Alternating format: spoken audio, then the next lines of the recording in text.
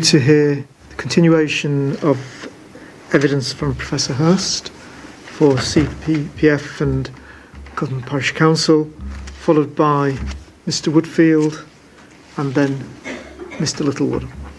Before we go on to evidence, there is just one thing I think that we need to mention this morning. Yesterday, Mr Underwood and myself received a note jointly from the applicant and Clare Hall concerning the Clare Hall objection, and I understand that Mr Cameron, you wish to speak to this first thing this morning. Yes, sir. Just so that everybody knows, this is a joint request made on behalf of the applicant and Clare Hall that the hearing of their case be adjourned.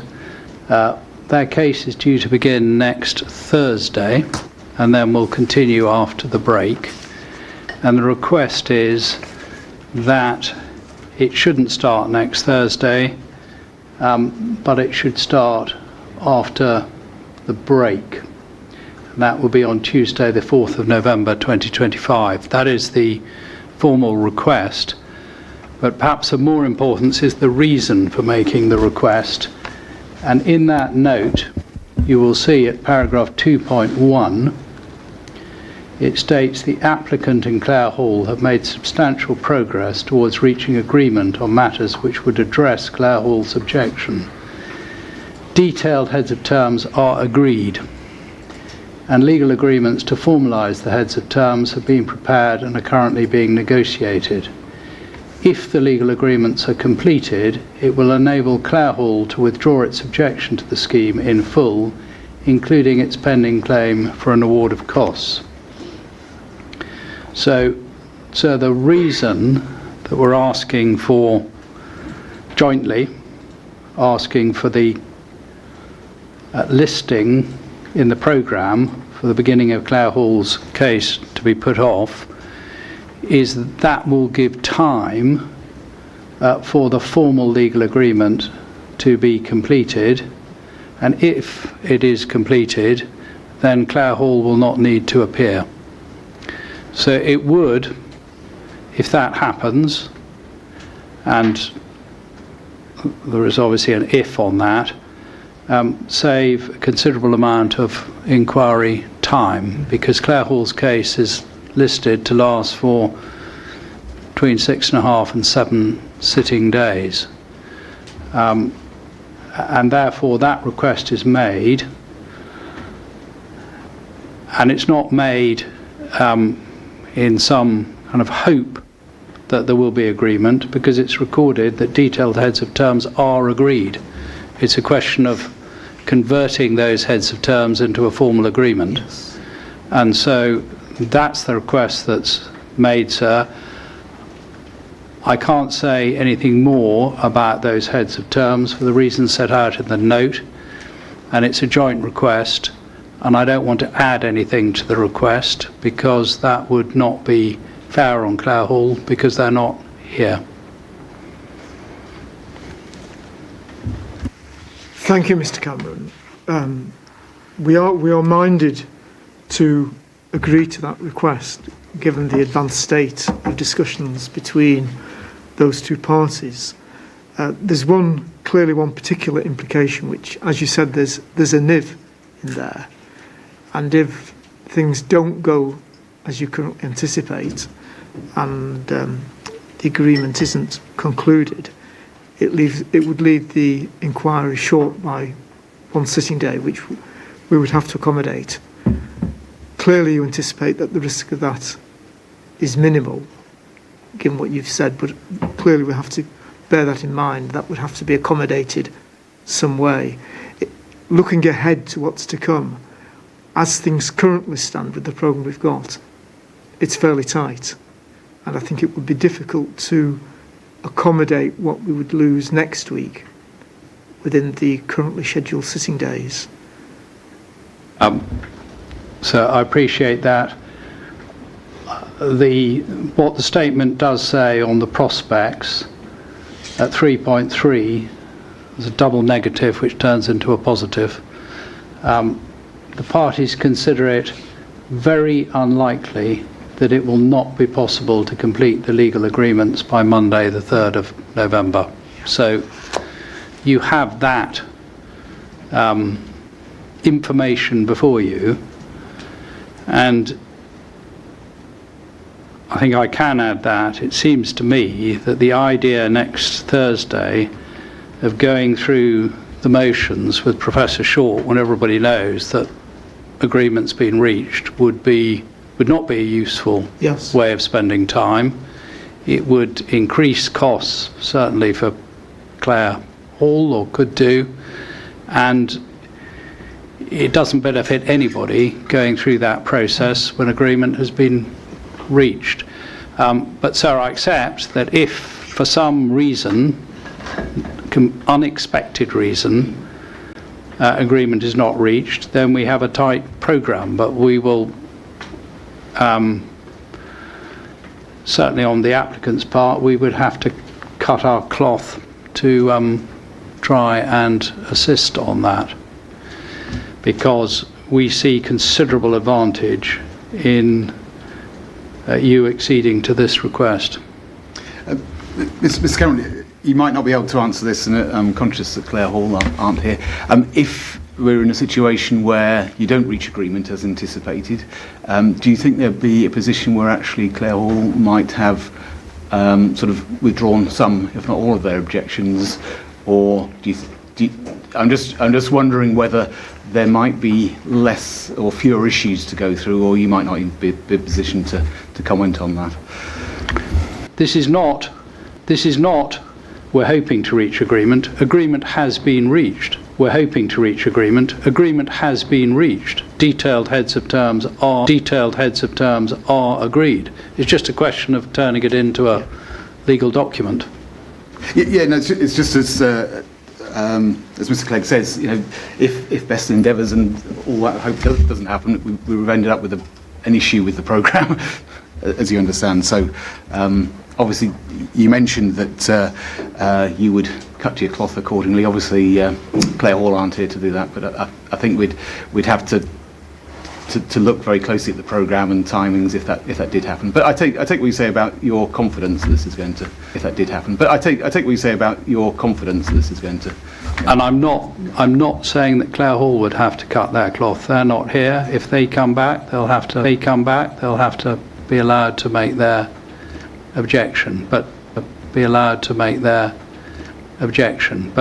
given the note, which is a joint note signed by my instructing solicitors and by Denton's, you may. And that does seem the appropriate way forward as things stand. There are two other implications that I think we need to touch on. First, there's the documentation that Clare Hall had the inquiry programme, because clearly in this scenario we wouldn't be hearing from Mr. Blacklock or Miss Lamb, and that time would fall away, and Mr. Wilson's already scheduled to appear within those 2 days. So, subject to no immediate adverse reaction to that suggestion, Mrs. Vincent will be looking to make arrangements.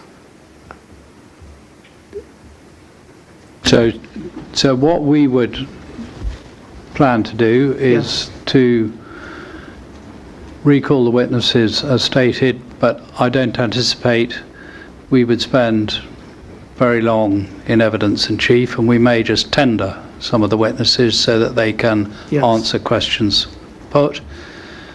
And so you would anticipate, just thinking, not sitting in week 6 but sitting in week 7, or would you anticipate sitting in week 6 as well?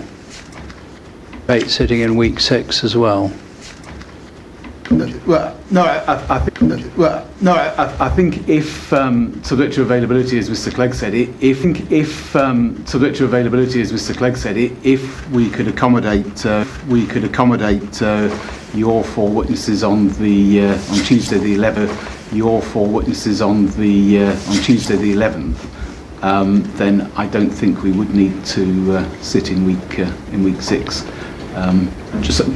Those are our initial thoughts as to how the programme could We work. thought that would minimise disruption. Later on in week 7, there are already people lined up to speak at certain times, and it would seem to make more sense to have everybody here for 1 week than 2 part weeks.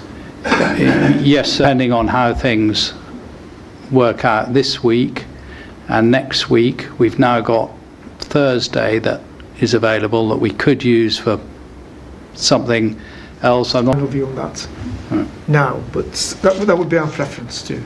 Thank you, sir. Mr. Parker, did you want to make a comment? Yes, only to raise you. We received the updated proof of evidence, or whatever we're calling it, from Mr. Sensical. Yes. Is it a note or? Well, it's titled as a note. We're just note. Relying on how parties title documents. So Mr. Sensical's note we received yesterday. Mr. Littlewood has reviewed that, and we want to reserve our. Okay, well, bear that in mind then. Thanks, Mr. Parker. Is there anything else? Would give time for Mr. Littlewood, but if Mr. Parker's not available, that doesn't solve the problem. But it'd be better to complete CPPF's case altogether. But I completely agree with Mr. Parker that it's not a good idea for a witness to give evidence on part of their evidence and then come back. It never quite works because people reflect on what they've said and to put it in the most politest possible way. Okay. Mr. Odkin-Writer, you want to? Yes, can I? Okay. So just by way of an update for yourselves, I've been informed by the councils that the next iteration of the emerging local plan will be published next Friday, so on the 24th of October. So it's just ahead with the latest version of the emerging plan to now in his proof of evidence the day next week. But I think he would like to address certain updating those parts of his proof of evidence that deal with the emerging local plan. So just really a heads up on that point, so you know to expect that document coming in next week. Obviously, it will be a material consideration, and it's important that you're informed as to the council's position on that new document. Indeed, yes. Has the council given thought to seeking a request to reschedule Mr. Kelly? So we had considered that. It's been quite difficult to find availability for Mr. Kelly. So I think it would still be helpful for him to come along on Tuesday and give his view of evidence. I'm not aware of any parties having the new iteration of the emerging plan in writing, but given that we do have a bit more. Mr. Underwood and I may well have questions on policy, but they may well be overtaken by what happens with the publication of the next iteration of the plan, and they may be more useful for us to make them. We won't be entering into an exchange of correspondence, but there may be questions posed by what he's going to put in writing rather than in person. Well, I can explore his availability for the remainder of the inquiry. I think we'd be grateful if you would, and then we can decide which is the way forward that we would like to suggest to you. Thank you very much. So just because I haven't got Mr. Kelly's proof of it, can you just explain what the latest version is? What will be published on Friday? So it's the next Regulation 18 version. I think the first version, the first proposals was published in 2021. And then there was a short update development strategy update in 2023. They're both in the core documents. I'm afraid I don't have the references to hand. And this is a further version of the Reg 18. What is going to be published is essentially the version of the plan that's going to the council's committees. So it won't be a final version that's going out to consultation. The intention is to consult on it in December. But it will be the next version produced by officers. And then that will go through the committee process with the aim of going out to the public in December. But it is obviously going to be a public document, and it shows how the council's thinking has developed as Mr. Kelly deals with in his proof on the basis of updated economic and housing forecasts and assessments that have taken place over the last couple of years.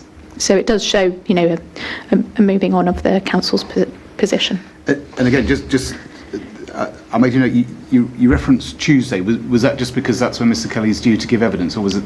So next Tuesday is when Mr. Kelly is due to give evidence, but obviously that's before the publication of the next iteration, which is next Friday, the 24th. Oh, sorry, I got the wrong. So it's Friday the 24th. Yes, yes. So it's just advance warning, really, and those documents won't be in the public domain.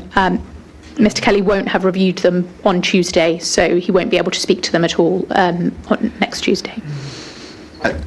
I think if we can explore his availability, as Mr. Clegg said, I think that would be helpful if we could understand when he might be available, if not Tuesday, in those circumstances. Thanks. I'll definitely make those inquiries. Thank you. Does anybody else have any procedural matters they wish to raise? No? Right. Mr. Henderson, it's time to resume questions to Professor Hurst. Grateful, sir. Thank you very much. Professor, we were dealing yesterday with my topic 3, your second issue, the TAD data book. We dealt with the May 2025 position, and I was asking you a series of questions about the May 2022, November 2022 point. And just to put this in context, your note yesterday, your paragraph 3, you set out in the green text on that page in May from WSP, that is, they say in May 2023, when the modal shift assessment was updated, traffic modelling derived user emissions were not updated on the basis of proportionality as supported by the DFT's Jan 2014 guidance on proportionate updates. That's the WSP position in the green, and then you respond in your paragraph 3, this point is irrelevant given that the November 2022 TAD data was always the appropriate data to use. And you refer us back to your point 2, yeah? Yes, should I say why that is the case? Well, let's look at what you say in your point 2. And the reason in your point 2 is the words in bold, where your work is due to report after this date, you should work to the updated values. That's the position you've set out there, isn't it? Yes, that is the position. It wasn't an update. This was the first time they were doing the calculations.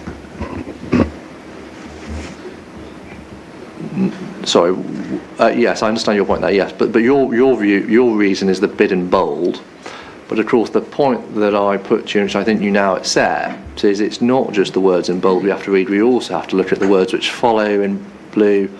Where your work is due to report after this date, you should work to the updated values or guidelines if it's appropriate to do so following guidance in the proportionate update process. So yes, there's no... so it's important that it's appropriate, but it's not an update.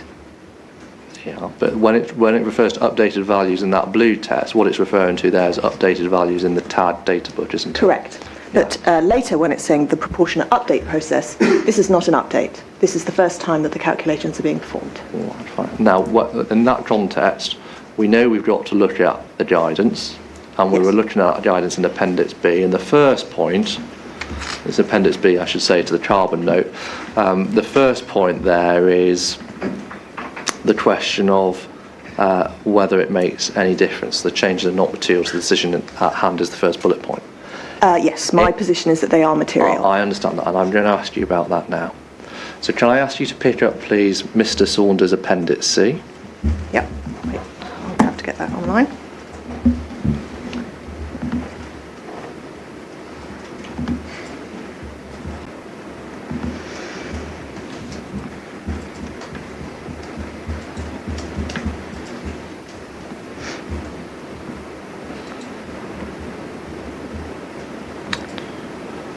So I'm in his proof of evidence appendix. Yes, and it's Appendix C, which is on, and the relevant page is PDF page 19.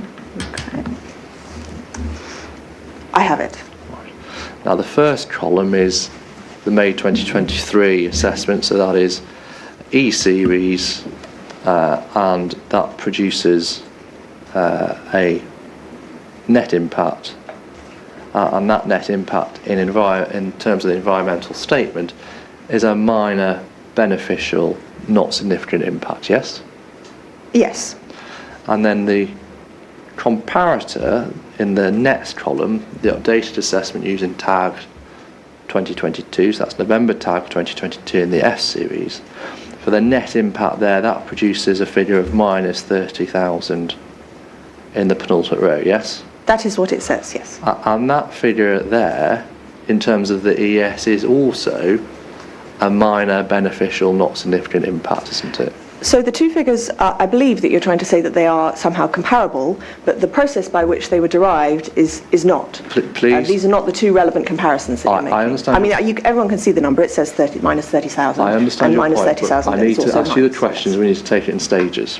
And my question to you again. The minus 30,000 figure there is a minor, beneficial, not significant impact in terms of the ES, isn't it? I mean, yes. Right. Yeah. So in terms of the ES, when we compare the first column with the second column, in both instances it comes out with a minor, beneficial, not significant impact for the purpose of the ES, doesn't it? You're comparing two completely incomparable data sets. I understand your point on that. There is no basis to compare these two data sets. That's the issue. I'm going to ask you about that, but just answer my question on the terms that I've put. They both columns indicate, yes, a minor net. Minor beneficial. Not significant impact. Yeah. And on that basis, on the basis of the comparison I've put to you, there is no material differences there. You've compared completely inappropriate data sets for comparison. Again, so, no, I do not agree with you on that. On the basis of the question I've put to you, when you compare those two, there is no material differences there. Yeah, so when you compare the data set that they presented in the ES, which is in the first column, with the data set in the second column, which is completely inappropriate to use, then, yeah, you would say there's no material difference, but they're not the appropriate data sets to compare. Right, and fine. So on my basis there's no material difference, but I understand... But one is comparing E-series and F-series. I understand. That's the difference between these two data sets. What I'm saying should have always been there all along was the correct tag data set, which was the November 2022, with the E-series. That doesn't exist on this document. It doesn't exist.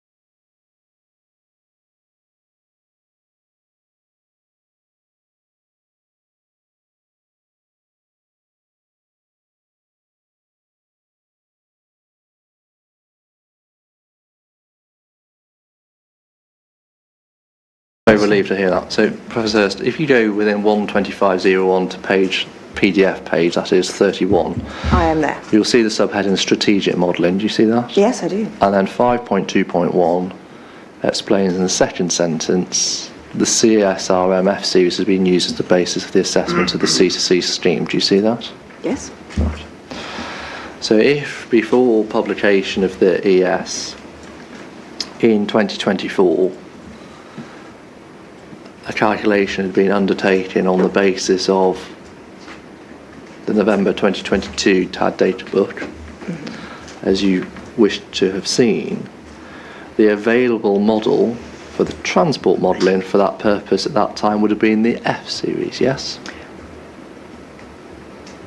So are we saying a day before publication? So I'm not quite sure what exactly where we are with the timelines jumping around a bit here. Where are you talking about? At any point up to 2024. Well, I mean, the F series presumably model. not in October 2022 when the calculations were first performed. Okay. Any point when? Well, any point before the publication. Because the point is this. October 2022? Well, but do you accept it like this? For the purposes of the ES, okay, published in 2024. Yeah. If a calculation had been undertaken using November 2022 TAG data, the F series was the available model. Mm-hmm. Yes, you've just seen that, yes? Yes. And that calculation would have produced the figure that we saw in column 2 of Mr. Saunders' table 1, yes? No, I think you're getting mixed up. It's actually column 3 now. Well, the third column, the updated assessment using Yes. TAG 2022, that Using column. TAG 2025 now. The second column is using TAG 2022 and only updating with F series. It's not actually labelled here. That's the one that I'm asking you about, yeah, that column there. Well, that would always have been an inappropriate thing to publish. That would have been wrong on multiple levels. The second column with TAG 2022 but F series would always have been the wrong thing. That is the historic TAG data set with the updated model. Yeah. There would have been no reason to ever publish that. And using F series model with TAG November 2022 would have produced the minus 30,000 figure there, wouldn't it? I see what you're referring to. So let's say at some point before the release of the 2025 data. Yeah, because we've dealt with the 2025 presumably data. After October 2022, when the F series wasn't available for them to use, or for whatever reason they didn't use if it was available, there would have been a time period when it may have been appropriate to publish column 2, because those were the two concurrent data sets. I see where you're referring to. Yes, there may have been a period in time when column 2 would have been appropriate. Before 2024, when it was published, and that would have produced the minus 30,000 figure, wouldn't it? That would have produced that figure. Yeah, and therefore for the purpose of the ES, published in 2024, if the calculation had been done in the way I've said, F series and TAG 2022 November, it would have produced materially the same outcome for the purposes of the ES. That's correct, isn't it?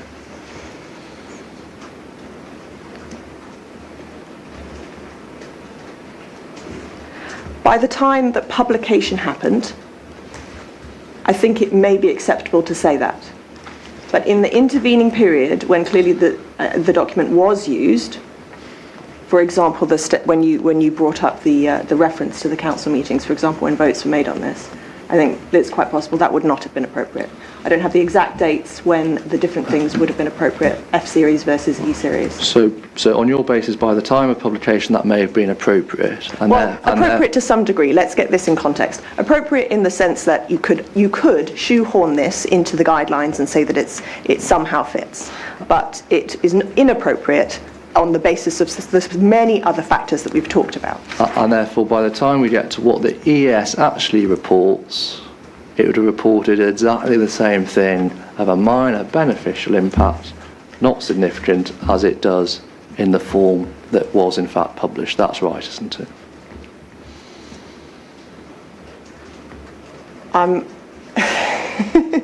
Okay, so it all depends on what dates you're taking for when the dates of these things happened. So if you're taking the incorrect data set that was always incorrect, it was incorrect at the time, and the wrong data set was used, and then that was used in the decision-making process prior to the publication date of the ES that we have here. All of that happened. And there was no question that proportional update, which is what we're referring to here, was even required to be considered at that point. None of that was true. You only needed to follow the forthcoming guidance document to say that this was appropriate to do so. There was a material change at that time when those numbers were used, and the new numbers were going to become active anyway in just a few short days. Then at some period of time, the intervening time, after lots of decisions have been made, after lots of carbon claims have been made, after people have been influenced in this way, there may have been an intervening period of time where you could have shoehorned what you have here in the updated, in column 2, into the environmental statement. Yes, but it would not have been a data set that would have reflected reality, and it would not have been a data set that people could have relied upon to project into the future. Well, I understand your caveat about reality. We're going to come to that in the next topic. That's the first bullet point. Go back, please, to the carbon note and look at those bullet points again in Appendix B. Sorry, the carbon note. Yeah, CD 2963. This is the tag. This is from WSP on That's Tuesday. right. Yeah. And on PDF page 32 is the first bullet point that we've just talked about, the materiality of the changes. Apologies, I seem to have the wrong document. Don't worry, I'll give you the reference again. CD 2963, PDF page 32.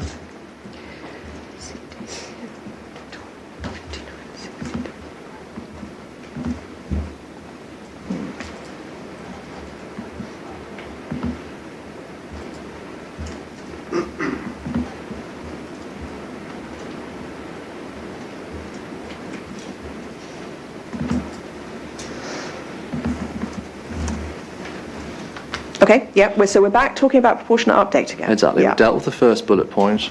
If you turn over the page, please, to PDF page 33, look at the third bullet point. The risk of successful legal challenge is low. And in that regard, so it's not a team effort, I'm going to ask Professor Hurst the questions and she'll give her answers in the way she wishes to do so.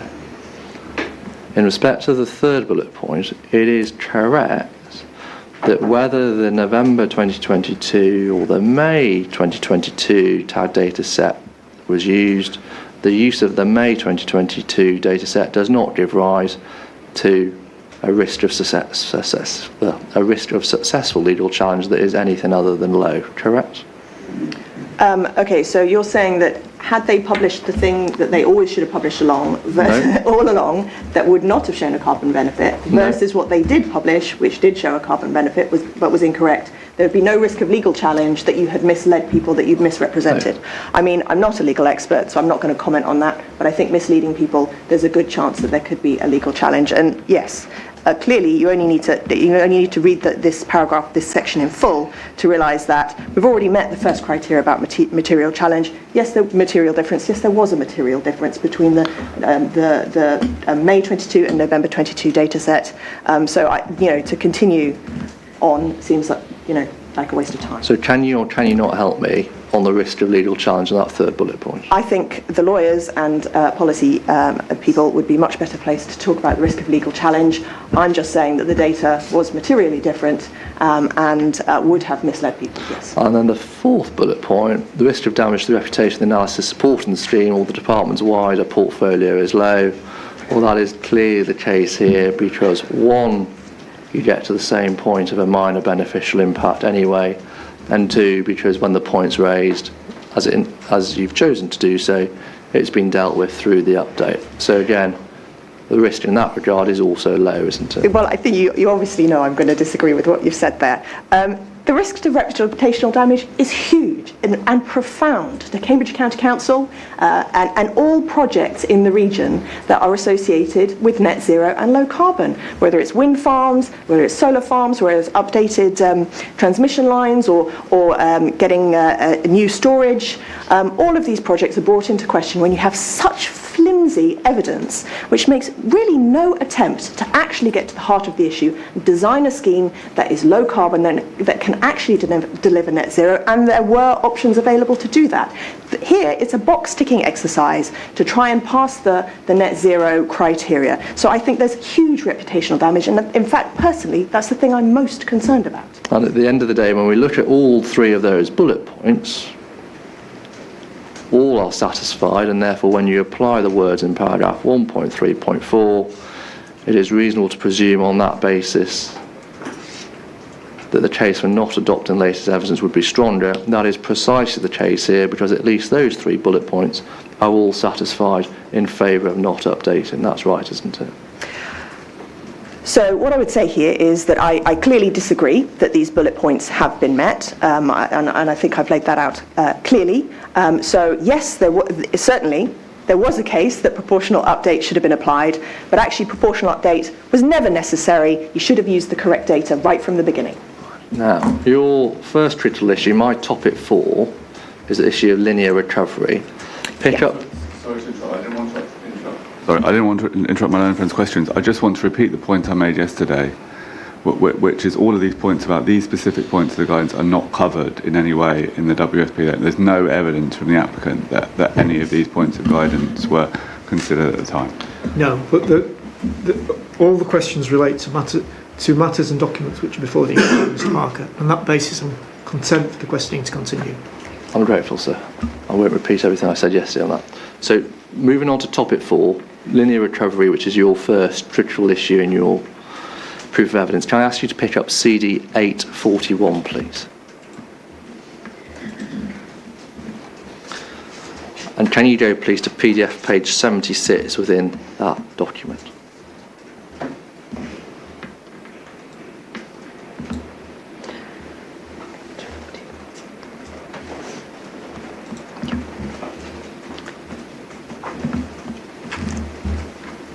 And on PDF page 76, you'll see the subheading at the bottom of that page, steam level traffic modelling based assessment. Do you see that?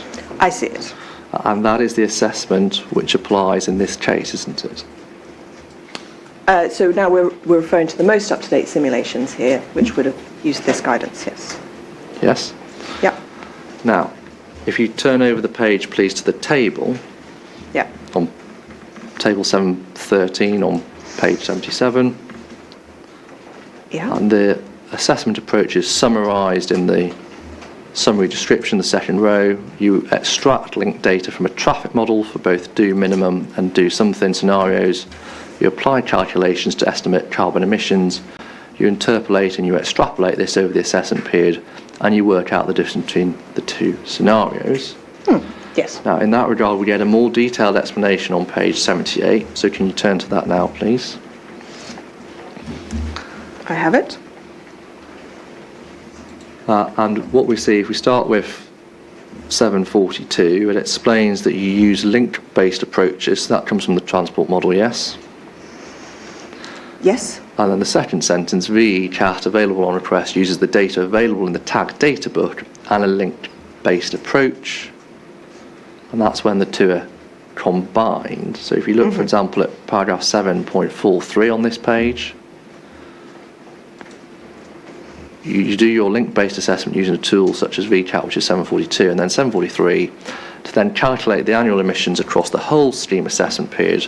The data should be interpolated. Linear interpolation is usually sufficient between the model years. And if you move down then to 746 at the bottom of that page, if the last modelled year is a long time, for example, more than 5 years from 2050, then a 2050 estimate for link flow and speed should be produced by extrapolating the latest model year's data and TAD data book 2050 data to capture the full extent of fleet composition changes published in the TAG data book. So that takes us up to the year 2050, yes? Yeah. All right. Now, pause in there. Up to the year 2050, that's not your issue. Your issue is what happens after the year 2050, isn't it? So in the latest note, I should add, this really was where it was exposed exactly what had happened in some detail. So it became clear that actually pre-2050 this problem had applied. So usually it would be expected that you would also simulate your final year with 2050, and that had been my assumption prior to this, but it turns out that they had actually not done that, and so they had simulated. You can see this in the note, table 4, the years that were simulated. So actually my issue of the horizontal extrapolation actually goes from 2041, although in the most up-to-date calculations this was corrected and that extended out to 2050. So The problem specifically is with the horizontal extrapolation, and in the most up-to-date calculations, that is from 2050, but there is some of these prior data sets have horizontal extrapolation pre-2050. Now, so we know what the dispute is as things stand today, horizontal from 2050, so let's just focus in on that, please. So stay with the same document, CD 841. Yes. And move to the next page from the paragraph we were looking at, please. Page 79, paragraph 7.47. Yeah. First sentence, data for appraisal years beyond 2050 can be held constant up to the end of the assessment period, extrapolated horizontally. This is illustrated in figure 7.2. And if you look at figure 7.2, below, Yes. you see at the year 2050, which is indicated at that point, the green line then moves horizontally in the way that is indicated there. Do you see that? Yes, so in this guidance, they show an example where they extend out 7 years beyond the available data set. WSP then think it would be quite reasonable to continue on going for a further 50 years. Now, what I've just read out to you, that first and second sentence in 747, is the default approach in this guidance, isn't it? It's an approach that they say that you can use, but as you can see in that paragraph there, 7.47, alternatively, the annual change between the two final modelled years could be applied beyond the final modelled year if considered appropriate. Exactly. And that alternative is one that you might go on if considered appropriate, but it is an alternative to the default in the first and second sentences, isn't it? I don't see the use of the word default. No, but when you read it normally as a piece of guidance, it tells you I see that there are two options there, and they, DFT that is, think that it should be up to the scheme promoters to interpret that as best fits the scheme. And if you had a scheme indeed that ended in 2057, it might be quite reasonable just to extrapolate horizontally, but quite evidently, if you have a scheme ending in 2087, it is not. Right, well, let's use your words options. Option 1 in those first two sentences, that was the option used in the ES, wasn't it?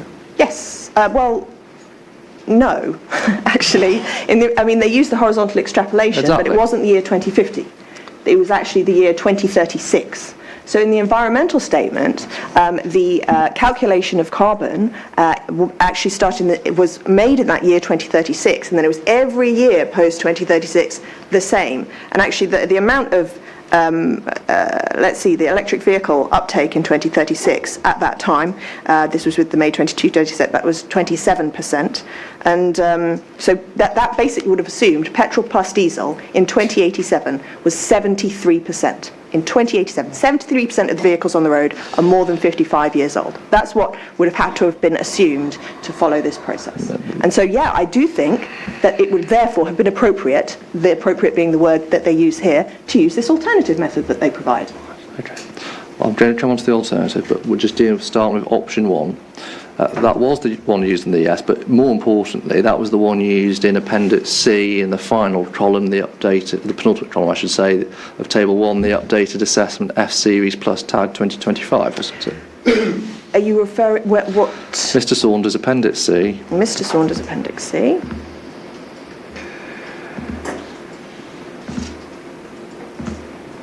I have it. Yeah. Yeah, the third column. The third column, the update appraisal there, used for what we're calling option 1 from that paragraph of the guidance, horizontal. So I think this is actually ever so slightly different. 2050. And of course, Mr. Saunders would be able to tell you in more detail, but I think that what they've shown here actually is post-2041. So I think that they take 2041 and then extrapolate horizontally. No, that's not the case. It's from 2050, but subject to your concern about the date, it was horizontal extrapolation in accordance with option 1, yes? I think it's 2041. Mr. Saunders is sitting right here. I don't know about the process of allowing him to respond. Probably not. But quite clearly we can see in the WSP note, Table 4, they list that when they simulate the year 2041 as year 2. Yeah, but then it gets it. But then what you do from there is you go to the year 2050. Then it's a horizontal extrapolation. It's not 2050.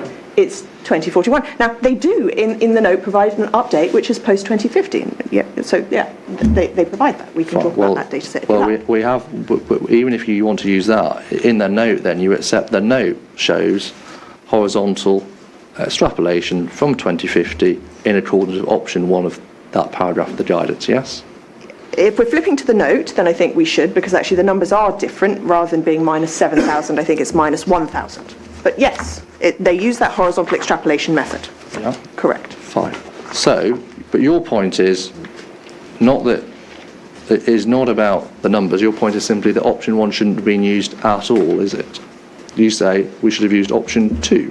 Well, there's actually a third secret option. It's not that secret. Actually, DFT make it very widely published, and I believe it is even present in this document. They even tell you in this document you should look at it, which is the CAS. So you could have used option 2, or you could have used the CAS. Yes. We'll deal with your option 3, but on your option 2, if we just look at paragraph 747 on PDF page 79 of 841, alternatively, the annual change between the final 2 modelled years could be applied beyond the final modelled year if considered appropriate. Now, if that had been done, and just using the graph immediately below, as an example, figure 7.2, you'd have found your 2 final years, so you'd have looked at 2046, 2047, yes? So, And sorry, you they don't look at 2046, they look at 2040. Which data set are you talking about? I'm looking simply at figure 7.2 below to illustrate the point. Okay, so the exemplar piece, which has nothing to do with this exact yes, scheme. because we're just dealing with the principle. You take you take the final 2 years, you look at the change beyond that, and then you would draw your straight line in accordance with that change, wouldn't you? So this straight... I don't actually understand the question. You're going to have to repeat it. Yeah, of course. So if you look at 747, alternatively, the annual change between the final 2 modelled years... Yeah, so which was 2032 and 2047 in this case. ...could be applied beyond the final modelled year if considered appropriate. Now, yes, that is what could have been done. Right. Now, if we had done that, if we'd found 2 years, found the change, and then continued the straight line based on that change from 2050... Yes. The result of that is that we've got to a position where electric vehicle uptake went beyond 100%. That's right, isn't it? I think it's quite clear when you have a straight line and when you have a line that has a gradient associated with it, at some point they are going to cross, yes. Yeah. At some point, electric vehicle uptake would have reached 100%, which is what we know to be the correct answer. And because the assessment period continues for the 60 years plus the 2 years for construction, we wouldn't just have got to that point, the straight line would have continued beyond that 100% point to the end of its assessment period. That's right, isn't it? It would have gone to infinity eventually, yes. Indeed. But I think quite clearly no one is expecting you to simulate or calculate more than 100% electric vehicles. Exactly. That should be trivially obvious. And that's why you don't support option 2 as it's explained there. You actually want option 3. Now, your option 3 is you start off on that approach until you get to 100%. And then at whatever year that is, you get to 100%, you then want to change from the line on the gradient to a horizontal line, as you explained yesterday. That's what you say should have been done, your option 3. Well, yes. It's a combination of option 1 here and option 2, yes. Yes, you want a combination. Now, the starting point is to say that combination is not expressed in paragraph 747 on PDF page 79, is it? Well, they don't specifically say you could have a combination of these approaches. No. They don't specifically say these words, but I don't see anything precluding that. Good. Right. Well, the reason it's precluded is because it gives you 2 options. It gives you option 1 in the first 2 sentences, or gives you an alternative option, option 2. It doesn't give you a mix and match, does it? That's obvious on the words on the page, correct? I don't think that's obvious from the words on the page, no, that you can go to 100% and then stop. I think it's quite clear anyone who drafted this, and anyone, presumably anyone in this room, is not expecting you to go beyond 100%. No. If we look, please, at your note, which is where you get into your option 3, can I ask you to go back to your note and look at your paragraph 11, please? Back to my notes.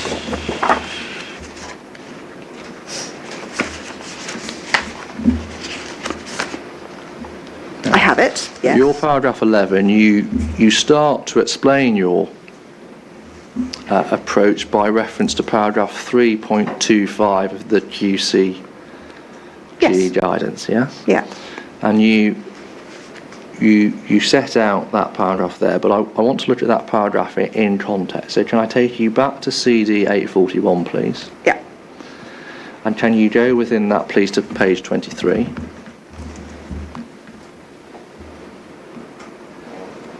And on page 23, you see the subheading user carbon at the bottom, yes? Yes.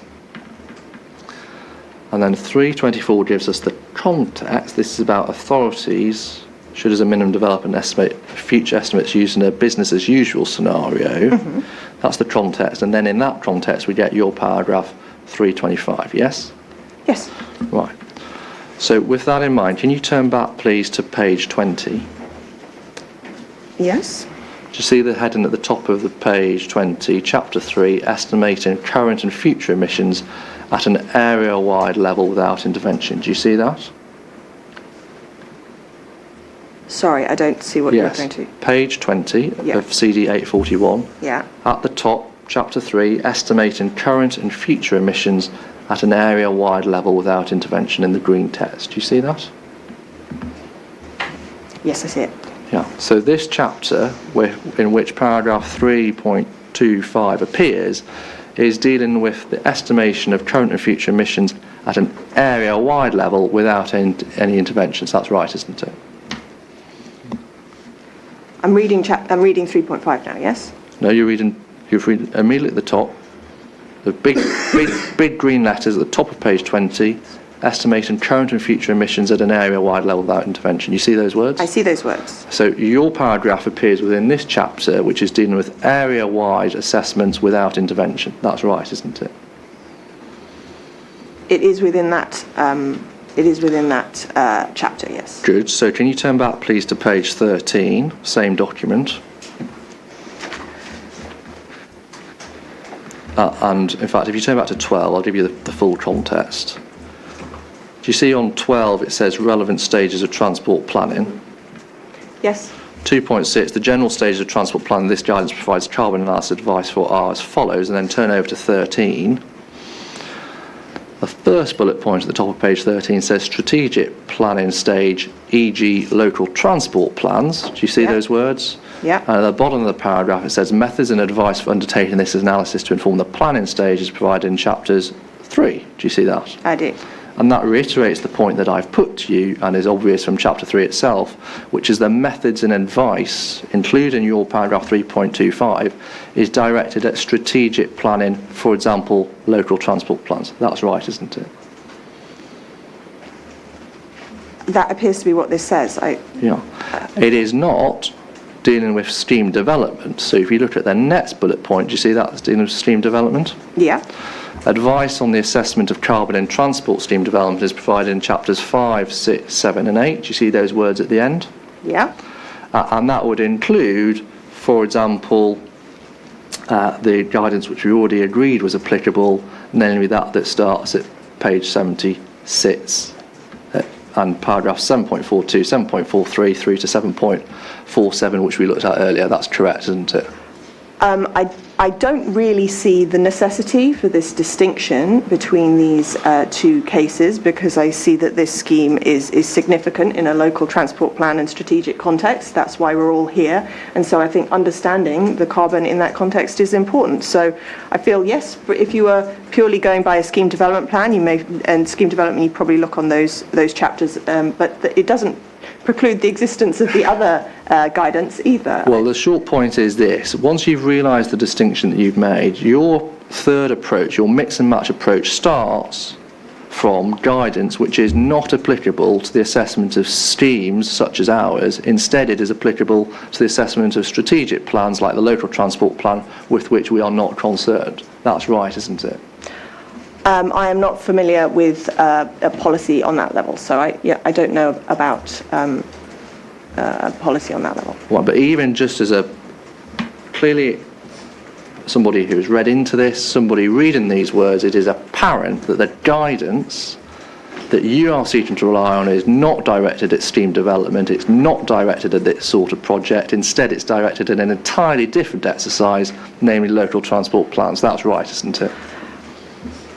I think this scheme does fit in with strategy. I think this scheme is significant in that context. And I think these were methods that DFT make available to allow you to get a better match on reality in planning your scheme. But you're not saying that the scheme like this is something that fits into the box of strategic planning like local transport. At no point have I ever said that you should not be using the business as usual and that the tag was the core.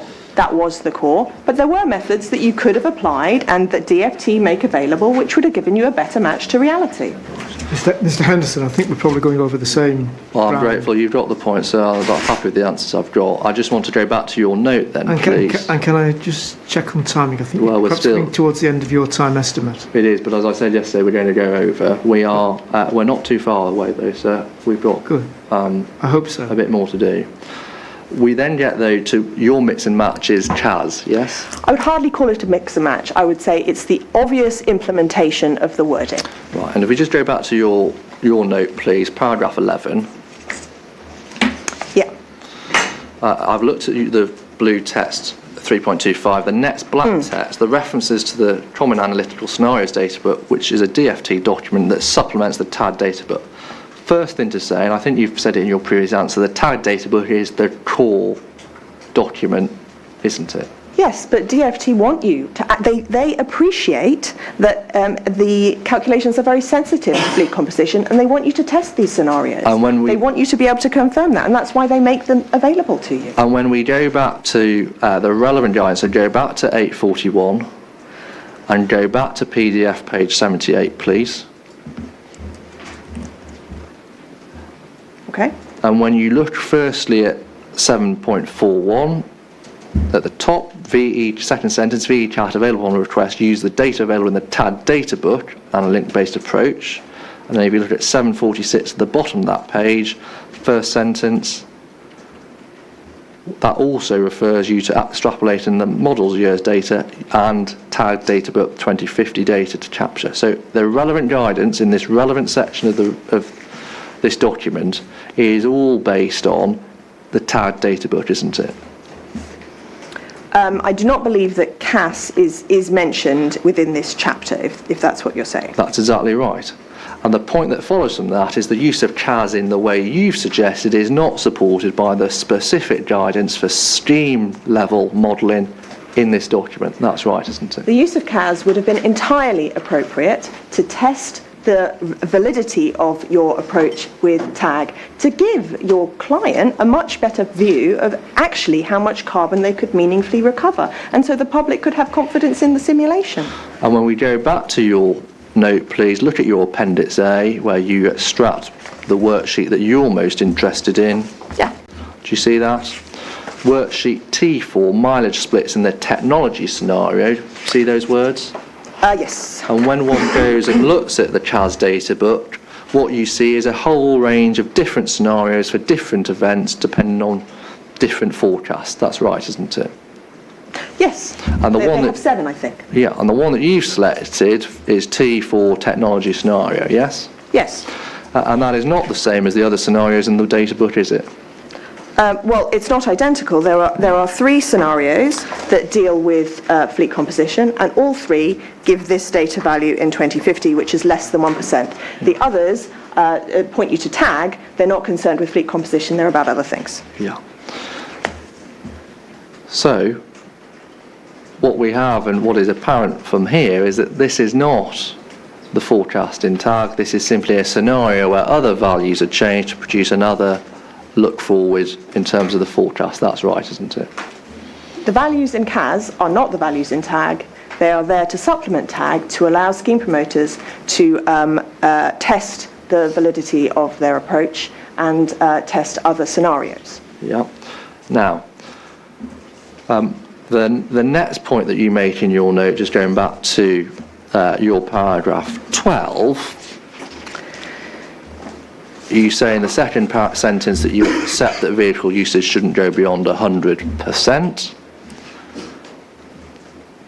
You then say in your third sentence, given a 2030 ban on the sale of new petrol and diesel vehicles, this seems more likely not, and it's, for example, reflected in the common analytical scenarios database. So your point is that the 2030 ban is, in your view, reflected in the CAS databook, yes?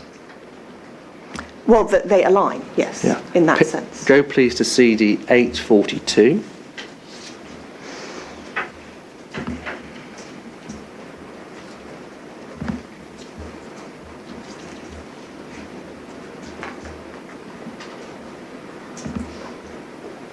And it's an Excel document, which I'll need you to open up, please.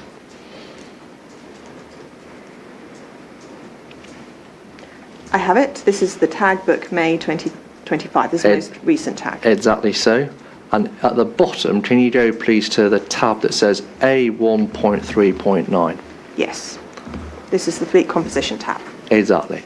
And when you get to A1.3.9, look at the, you'll maybe have to zoom in, or your eyesight may be better than mine. If you look at the notes. Sorry, can you just hold on a second? Mine's Of course. took a while to download. Mine's just dropped out again, I'm afraid.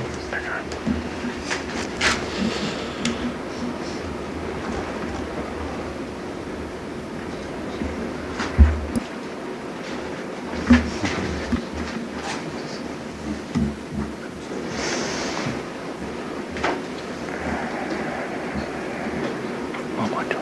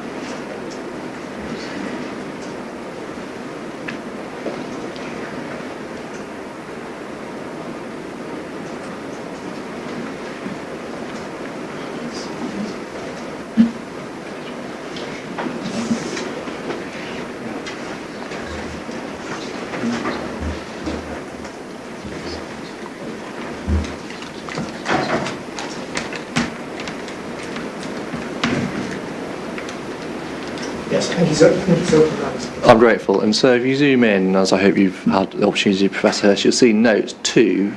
They represent the government current policy reference scenario, meaning they reflect all agreed policies where decisions on policy design are sufficiently advanced to allow robust estimations of impact.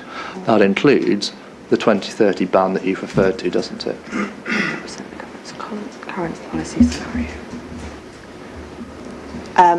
Yes. So this is the most up-to-date. Sorry, can you direct me? yes, to where so notes if is? you zoom in, you'll see the box headed notes. The top of tab A1.3.9. Sorry, I hate cross-examining by reference to Excel documents. They never work. I'm probably just being a bit dense. Okay, so if I you've can't opened the see any of document, those notes. if you go to the bottom, so you should see all the tabs. Yep. I'm sorry, you've probably done this already, but let me talk you through it. And then there's one that says A1.3.9. Ah, that's what.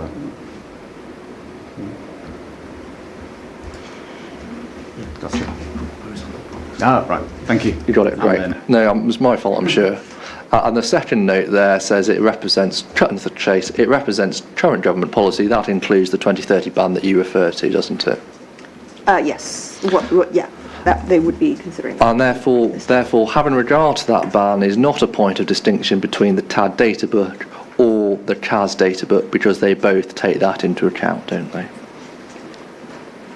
Sorry, the tag data book and the CAS data book take. The 2030 ban into account, don't they? So the CAS and the tag are very different, and you could say they would both be aware when preparing those documents. The preparers certainly would have been aware of this 2030 ban for both the case of TAG and the case of CAS, they are both very different. And therefore, in using the data which we see on this page from May 2025, that is data which is informed by the 2030 ban that you referred to in your paragraph 12, correct? Yes. Right. So when we step back then,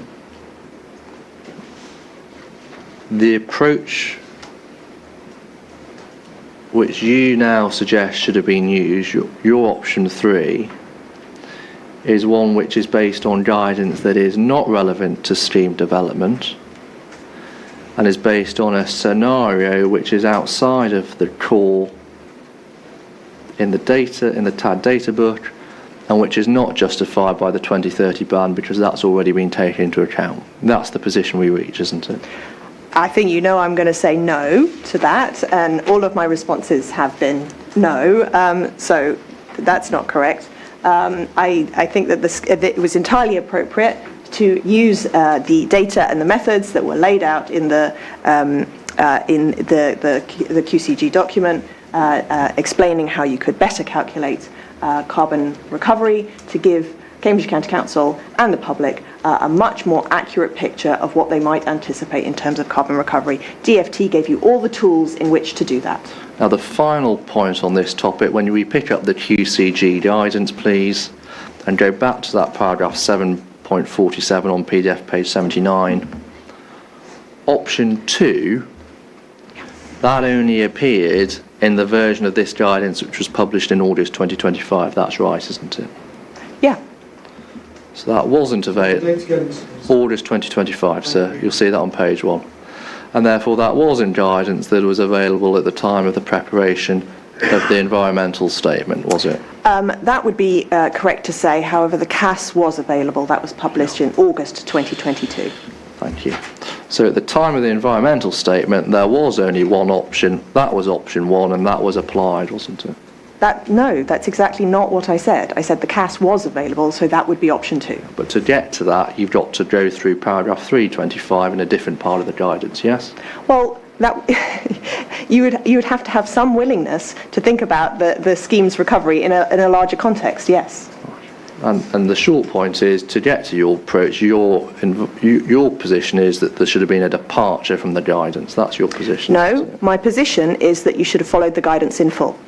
Now, the penultimate topic, my topic 5, is the comparative assessment. In your rebuttal proof, you made brief commentary on the comparative assessment in Mr. Saunders' rebuttal proof of evidence appendix B. But do you accept, firstly, that comparative assessment wasn't based on a full rebuild, as Mr. Johnson explained in his oral evidence? Instead, it was based on... Sorry, I'm afraid you're going to have to refer... I don't know what you mean by the comparison. Sure. So I'll take it in stages. If you go to your rebuttal proof of evidence, please. Yeah. And if you look at your paragraph 1.4 there. Rebuttal to the proof of evidence. Yep. Sorry. Do you have that? I do, yeah. And at paragraph 1.4, you comment on the calculations of carbon yes. for the CPPF alternative stream, yes? Yes. And those calculations are in Mr. Saunders' appendix 3. I'll take you there, appendix B, sorry, so you can look at those. So go to that.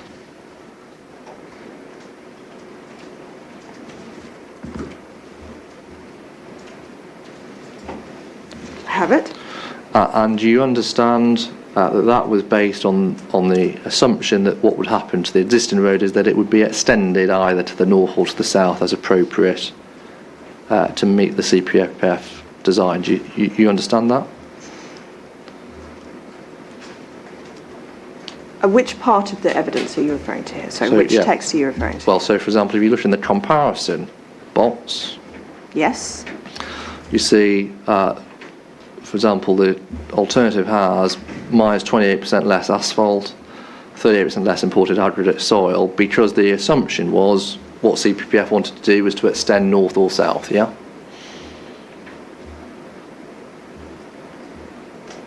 I don't see anything about extending north or south in this document that you're talking about. Well, let me put the point. Do you accept that this is not based on a full rebuild, as Mr. Johnson explained in his oral evidence? Because that's the first time he'd talked about a full rebuild, so logically couldn't have been. This is your evidence, Yeah. I'm actually really not making much comment on whether it was well prepared or not well prepared.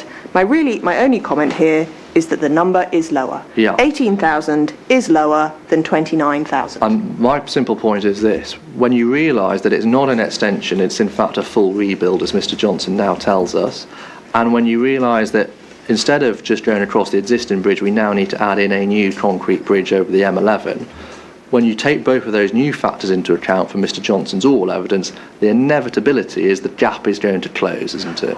I think that is incorrect, but we're moving beyond the bounds of the evidence that I'm giving. We're now talking about the detail of the PPF scheme, and I think we've had much more proficient witnesses. Edward Lee, for example, speaking about whether or not that bridge would be actually necessary or not. I think the inspectors have heard from much more experienced people on this. So, no, I don't accept that. Equally, I think it's entirely believable that a scheme that requires much less intervention, the CPPF scheme, would release less carbon. That seems obvious. Now, well, let's... If you're not the right witness, then that's as far as I'm taking it. Your final topic, the net emitter point. So go back to your note and look at your paragraph 18. Yeah. Had WSP used the QCG approach, which permitted linear extrapolation until the EV fleet composition reached 100, and fixed at 100 for the remainder of the assessment period, so that's the option 3, that you've called it, this approach would have been reasonable and it would have eliminated any carbon save and leaving the scheme a net emitter. That's your conclusion there, yes? So the option 3 thing, that was you that called it option 3. I didn't call it option 3. I think that is entirely permissible within the paragraph, within the text that was written. The option 3 thing, that's your addition. Okay, well, let's use my shorthand, but the shorthand is this: you've got to go in the straight line to 100% and then you cut it off horizontally. It's Yes. on that basis you say that the scheme would have been a net emitter. Yes. Right. You don't go any further. You don't, for example, deal with it in terms of policy or anything like that, do you?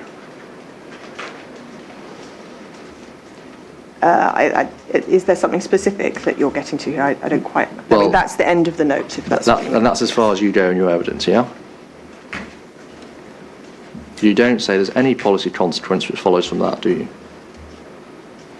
So I'm not an expert in policy. The scheme would be a net emitter. Fine. Now, I won't ask you about the policy, but I want to ask you in terms of the QCG guidance, which you do refer to. Yes. Can you go to PDF page 56, CD 841? So you said PDF page 56? 56, sir, yes. CD 841, the QCG guidance. I'm there. And do you see paragraph 6.24 at the bottom? Yeah. A DFT review of carbon assessment has shown that many steam assessments, inclusion of steam supporting a modal shift to active and shared modes, indicate steams will cause a net increase in whole life carbon emissions, i.e. construction stage capital carbon emissions may not be paid back by use stage user carbon reductions, e.g. modal shift. When considering such results in decision making, it's recommended that the strategic fit of steams with the outcomes identified as necessary to decarbonise local transport are considered.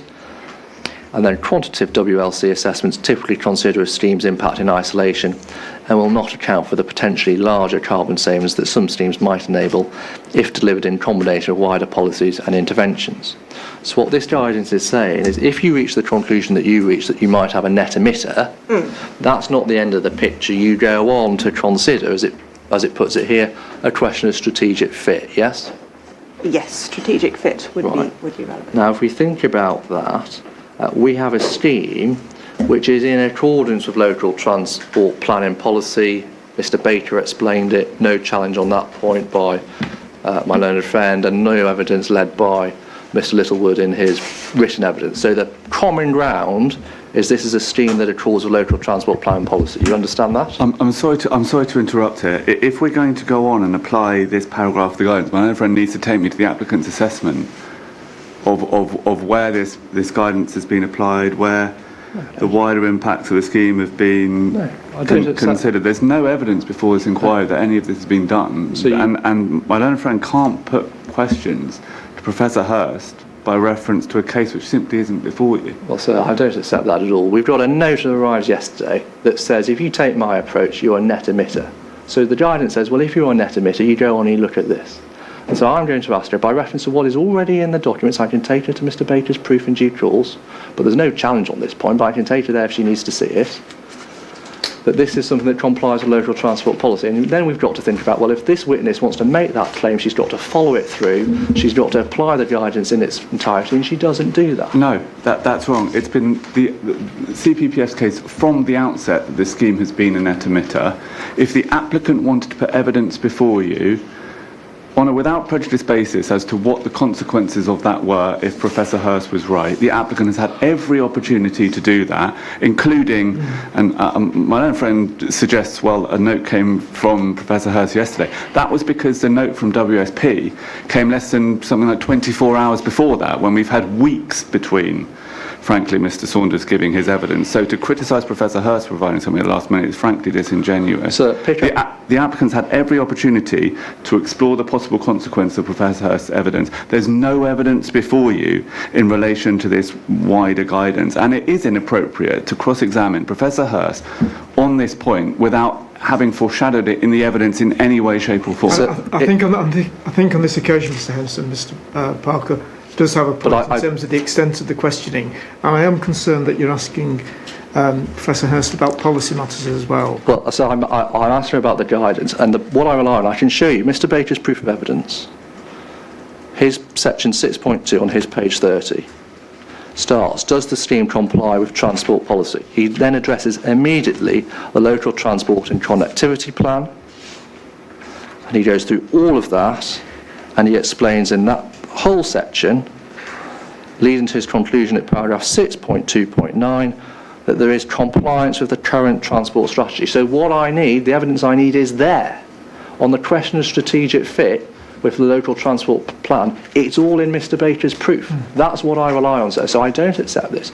All I'm putting to this witness is when you turn to the guidance and you look at the question that it asks you to do, which is a question that Mr. Baker has answered. He has answered the question, is there a strategic fit in his evidence? That has a direct consequence for this guidance. So I'm relying specifically on that part, specifically on what it says about local transport, and that's been in the evidence from the outset, sir. I don't accept what my learned friend says about this being some new point. It is specifically there, and it's there for a reason. And I've got to ask her about this because it's in the guidance and she's failed to apply it properly. But in terms of asking whether there's compliance with guidance and policy, I'm not convinced. Well, I'm taking it on the basis... That's a matter for this witness. Well, I'm taking it on the basis that it's out there is compliance because no one's ever challenged that. Mr. Parker could have asked Mr. Baker about these paragraphs. He just didn't do it, sir. So I can then put it to this witness on the basis, well, that's accepted. Because if it's not accepted, it should have been in Mr. Littlewood's proof of evidence. It's not. Or it should have been put to my witness by Mr. Parker. He didn't. And therefore it's perfectly fair for me to put the question on the basis that it's common ground, there is compliance with the LTCP as it's explained there, sir. And to be clear, I don't ask her to address whether there is or isn't compliance, I asked her to address the question on the basis that there is for the reasons that I've given. Well, with that caveat... With that caveat, sir, can I put the question, please? You can put the question, but I don't want a repetitious series of questions on this. That's fine. It's a short point, sir. And again, if I'd actually got... And if Professor Hurst is not able to give you an answer on this, I'd grateful if you'd just move on. That's fine. Well, it's the last topic in any event. So go back to CD 841. Look at paragraph 6.24. I'm there. So the question of strategic fit with outcomes identified as necessary to decarbonise local transport. We have compliance with the local transport plan. Assume we do. Yes? I'm not going to comment on the local transport. Assume we do. If we do, we know that the local transport plan is directly aimed at decarbonisation, yes? You know that? You want to see it? I don't want to see it. I can believe that that is one of the stated aims. Exactly. Yes. So on that basis, if we have a fit with the local transport plan, and if we have a local transport plan that goes directly to decarbonisation as one of its objectives, what we have in the terms of this guidance is compliance with paragraph 624, isn't it? Okay. So my understanding is that you're saying we're compliant on the basis of strategic fit, even if we're not meeting the criteria of decarbonisation directly, just in the case of the busway. Apply in 624, I think that's right. there's a nuance here that is worth mentioning, that the calculations that are provided actually are not in isolation. The calculations for carbon recovery actually relate to general changes in traffic in the area.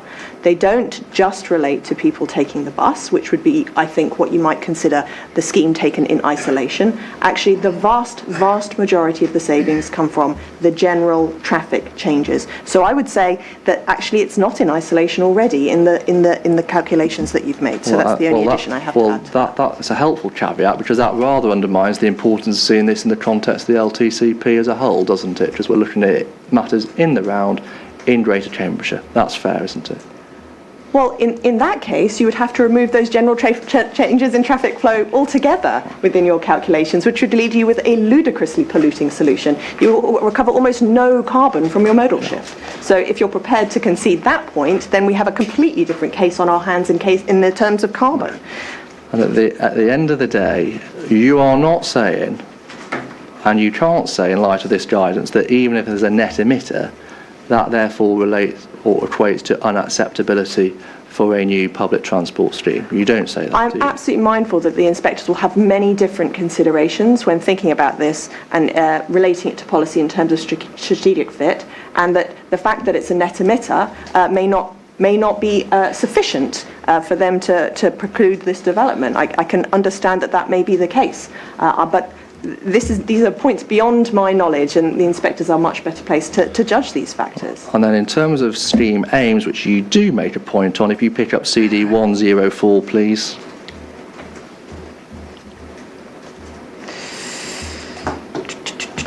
CD 104. You started your evidence in chief by saying you thought there was a conflict with one of the scheme aims. Can you identify for me precisely which scheme aim that is? Sure. I have it written out in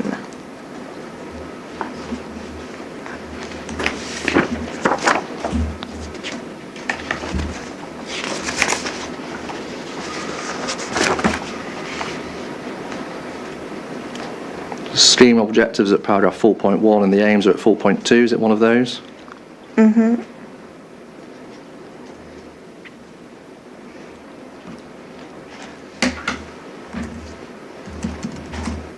Yeah, so it is to assist in moving to a low carbon economy. Could you give me the paragraph reference, please? It's 4.2.4.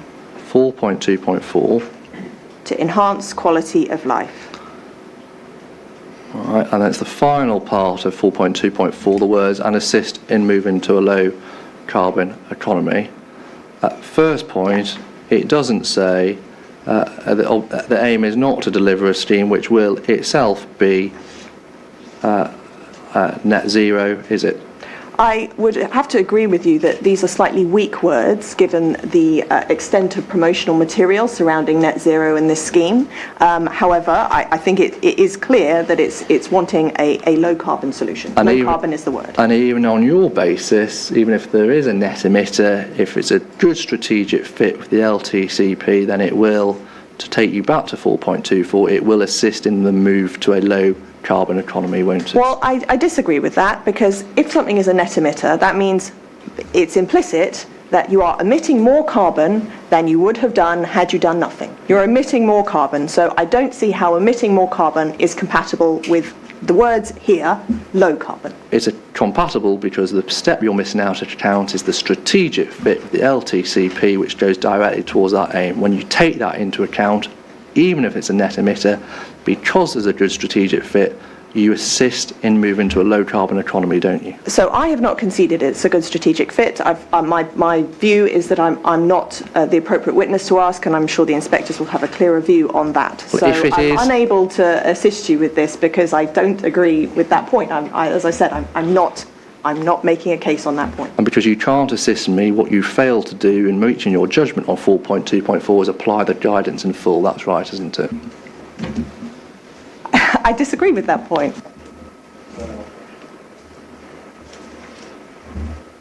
Thank you, Mr. Anderson.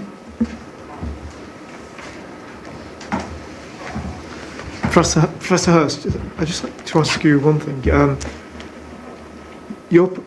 One of your points is that there's an overestimation of carbon recovery in the proposed scheme, and that reductions associated with the move to electric vehicles has already occurred or is occurring ahead of what's in the documentation put by the applicants.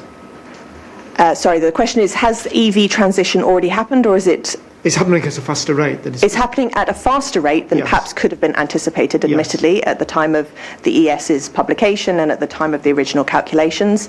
And to try and respond to that, DFT is introducing new data sets and new methods to try and allow scheme promoters to better reflect the reality. Well, that isn't reflected in what's been put forward. Those changes are only partially reflected in that they have accepted they need to use more up-to-date data sets, but their methodology is still seriously lacking.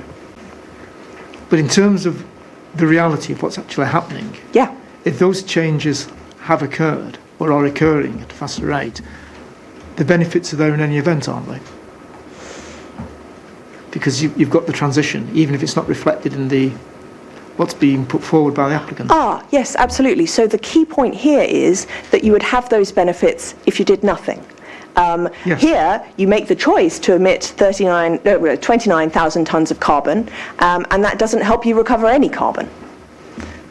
That's the key point, is that you're emitting a huge amount of carbon, and actually, even more so, you could have had a good transport scheme that emitted much less carbon if you'd chosen a scheme, or right from the outset, from the design stage, you'd been working towards a scheme that focused on emitting less carbon, i.e. less intervention.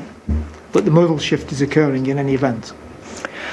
So the shift to EV, you mean? Yes, the shift to EV occurs in any event. The key is you could avoid emitting these huge amounts of carbon associated with the infrastructure. So that's the concrete, for example.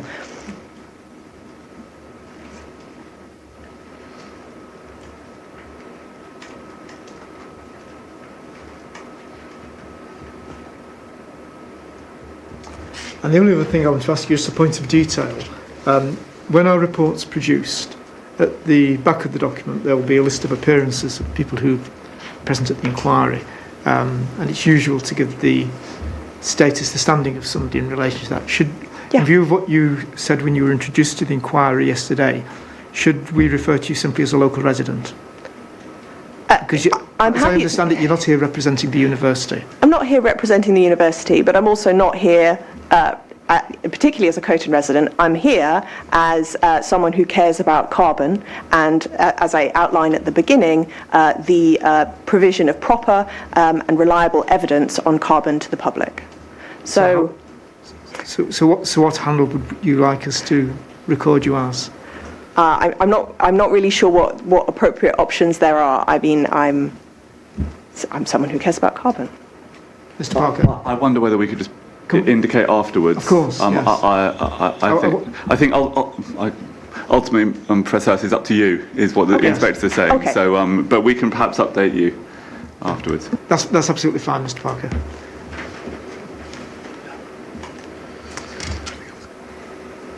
Thank you very much, Professor Hurst. I do have some. Yes. I'll try and be as quick as possible, but because I think we've done carbon, haven't we? But I just want to pick up a couple of points.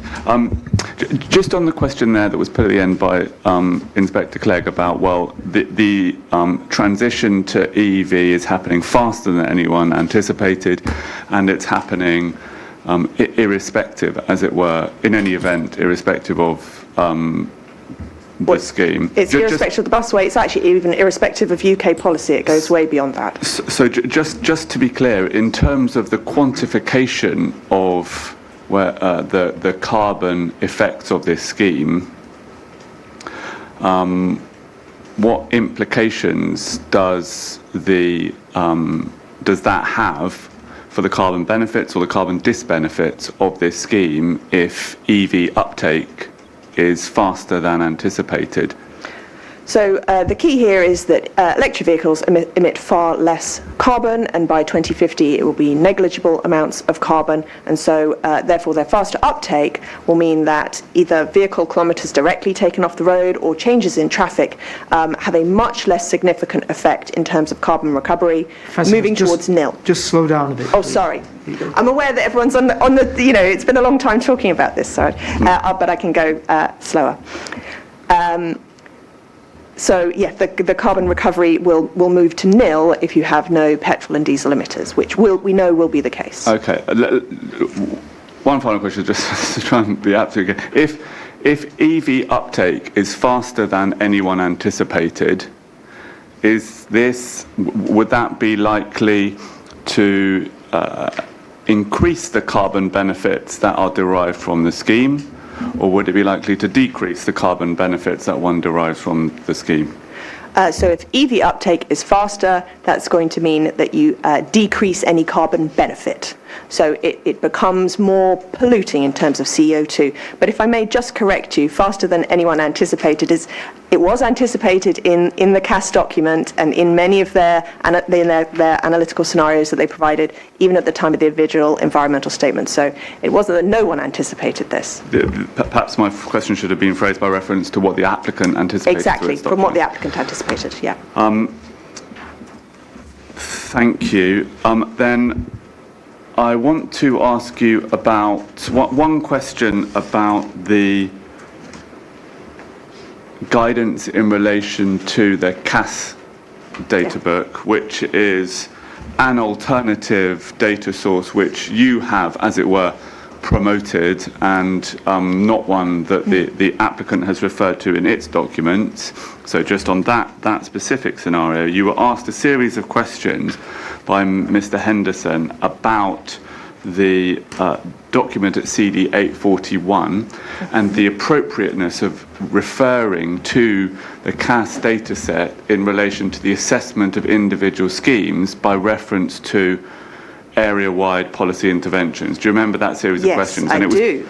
And it was put to you that it wasn't appropriate to use, or at least the terms of the guidance recommended that the CAS data be used in relation to area-wide assessments rather than scheme developments. Yes. Yeah, you recall that series of questions.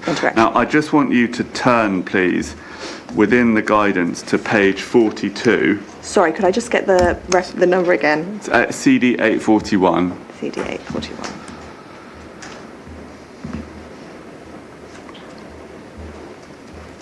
And I'm going to ask you to turn, please, particularly to page 42, but we're in a section 5, which starts on page 39. Yeah. Carbon assessment at a scheme level throughout design and business case stages. Yeah. And if you can just turn to the figure on page 42, we can see there it's headed example process of early stage scheme development and where carbon evidence and assessment methodologies can support this.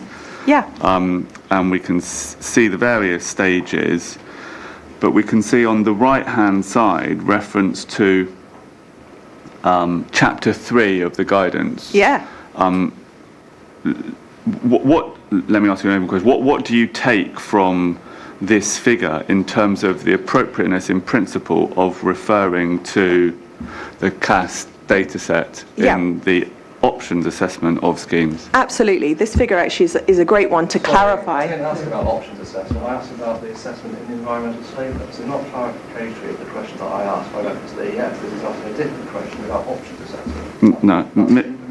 No, Mr. Henson's questions were put to Professor Hurst on the basis that it wasn't appropriate within terms of this policy to refer to the data set which is in chapter 3. It's perfectly permissible for me to put this by reference to the questions that he's asking. Mr. Henderson, I think you did ask Professor Hurst about the distinction between scheme-wide and area-wide. I absolutely accept that. Yes. When you look at this video, you'll see that the part that I was dealing with, the scheme, is 6 to 8 at the bottom. The question my learned friend put was by reference to options assessment. That's how he put his question. He can't put his question by reference to options assessment because that was no part of my cost examination. My cost examination is about the calculation in the ES applying this guidance, including, I should say, as Professor Hurst accepted, the relevant part, which starts on page 76 of paragraph 7.37 and following. The question is asking you a different bit about options appraisal. Well, I'm not convinced about that, Mr Henderson, but I think, Mr Henderson, there's perhaps a tendency to lead in the question. Well, I was. I mean, I'd be happy to. I'm happy to point to the figure and do no more than ask what Professor Hurst draws from this figure in terms of the relevance of the data that she referred to. To respond to Mr Henderson directly, to get to stages 6 through 8, one presumably must have undertaken the preceding stages, and really this was the point I was trying to say in words, but the figure does it so much better, that you must consider a fuller context, obviously, and it specifically identifies here that right in those earlier stages you should have been using the materials available in chapter 3, which relate to the comparison, for example here on the right here, comparison of emission estimates with decarbonisation ambitions. So all of this that was available in chapter 3, which was the CAS data set, which should have allowed scheme promoters to really design schemes that were really positive in terms of net zero, either wasn't followed or hasn't been presented.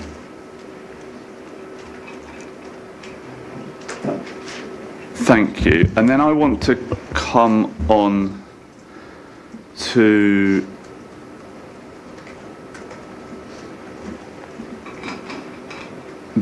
where we get to with Mr. Saunders or the WSP note, and I just want to remind ourselves of what that says. Can you take out CD 2963, please?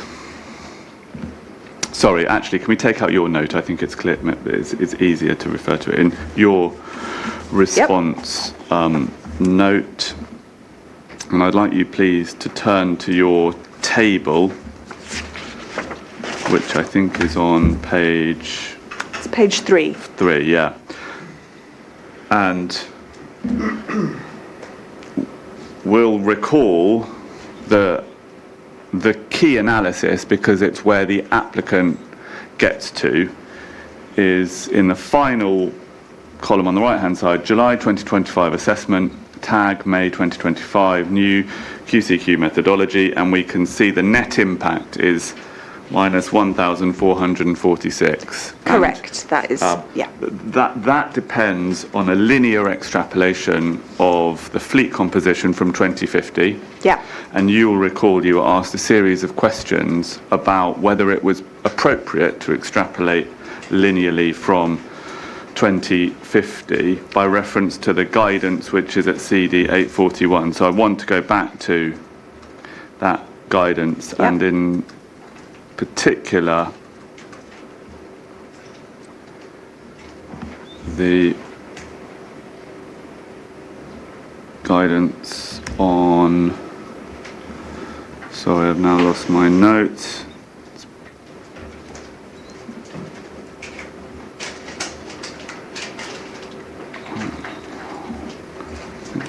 Page 47. Page 47 of CD 841, we're in chapter 6.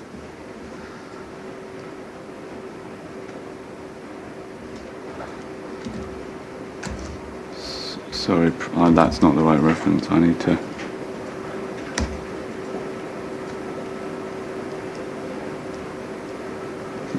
Sorry, page 79.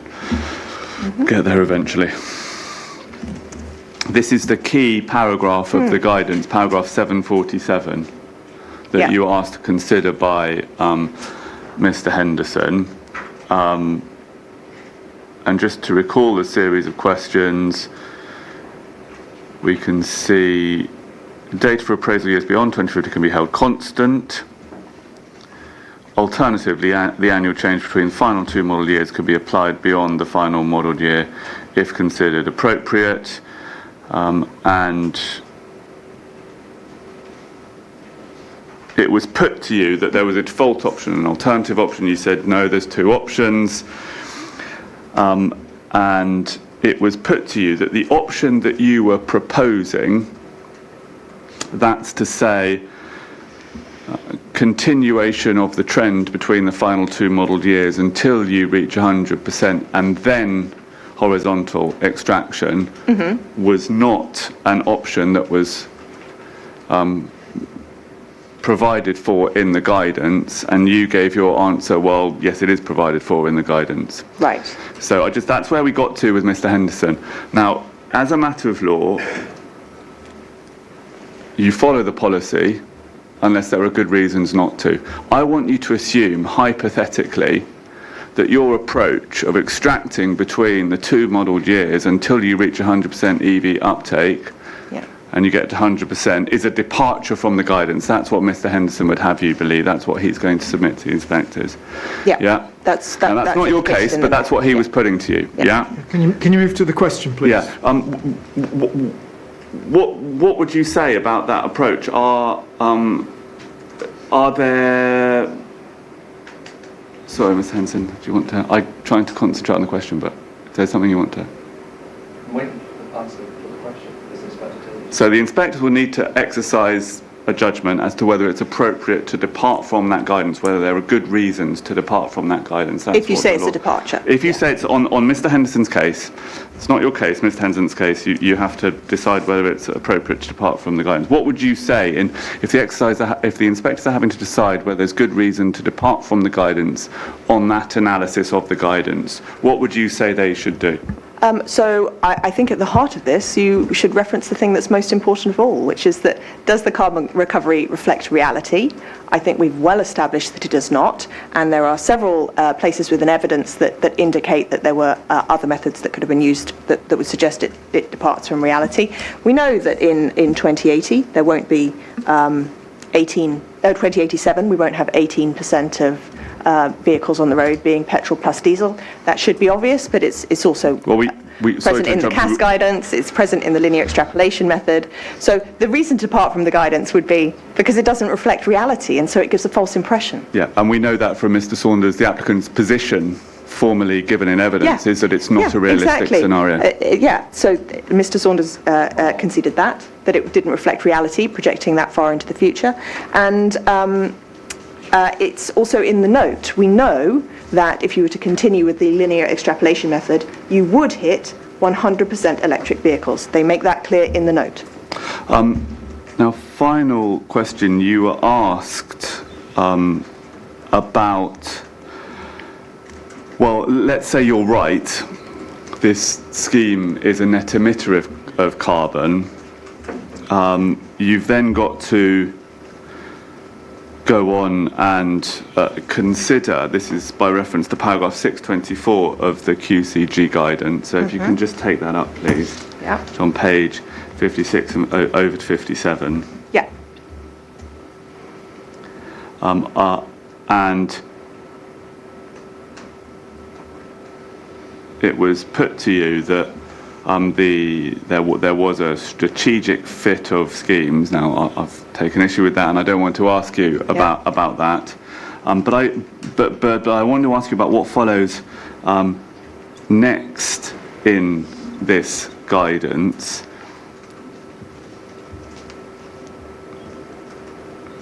And in particular, the final sentence of this guidance, 624. We see that the net impact of schemes, however, should not be dismissed. It should be a key consideration in determining carbon management and scheme prioritisation. So what do you take from that final sentence of the guidance to which Mr. So that in many cases it will be more proportionate to recognise uncertainty in a qualitative manner? So no, just the final sentence of 624. So the point is referring to the before that in 620. Okay, you've directed the witness to the appropriate part, Mr. Parker. So it's the net impact.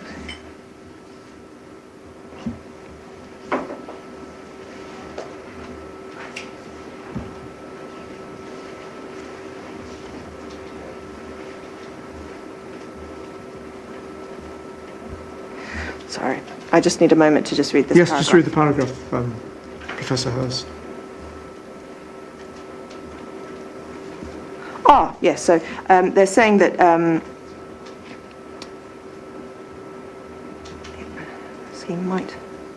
some schemes might enable.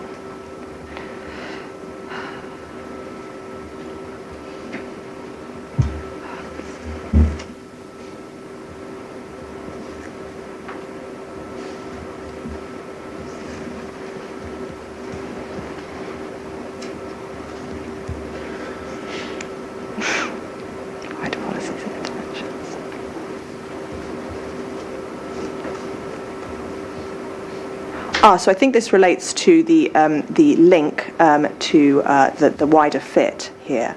And it's saying that the net impact scheme itself should not be dismissed, rather than you may choose to consider it in combination with wider interventions, but you don't have to. You shouldn't dismiss the impact of the scheme itself when prioritising the scheme and also determining the carbon management. So this relates to the point that was made about the strategic fit. That you may have considered that, but in doing so, you shouldn't dismiss the impact of the scheme itself, which is that it's a net emitter. Thank you, Professor Hurst. Those are all the questions I have for you.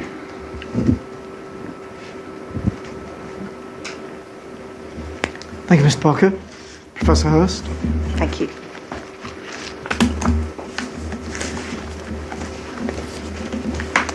It's time at this juncture for the mid-session break. We'll resume, please, at 20 to 12. Thank you.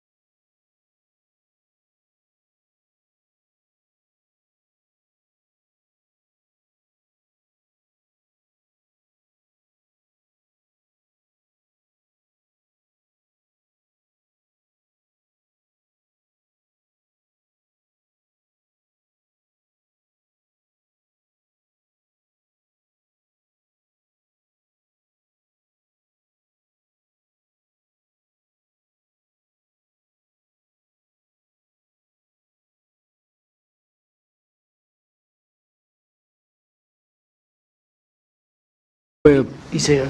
He's here. I was going to say while we're waiting, because me too.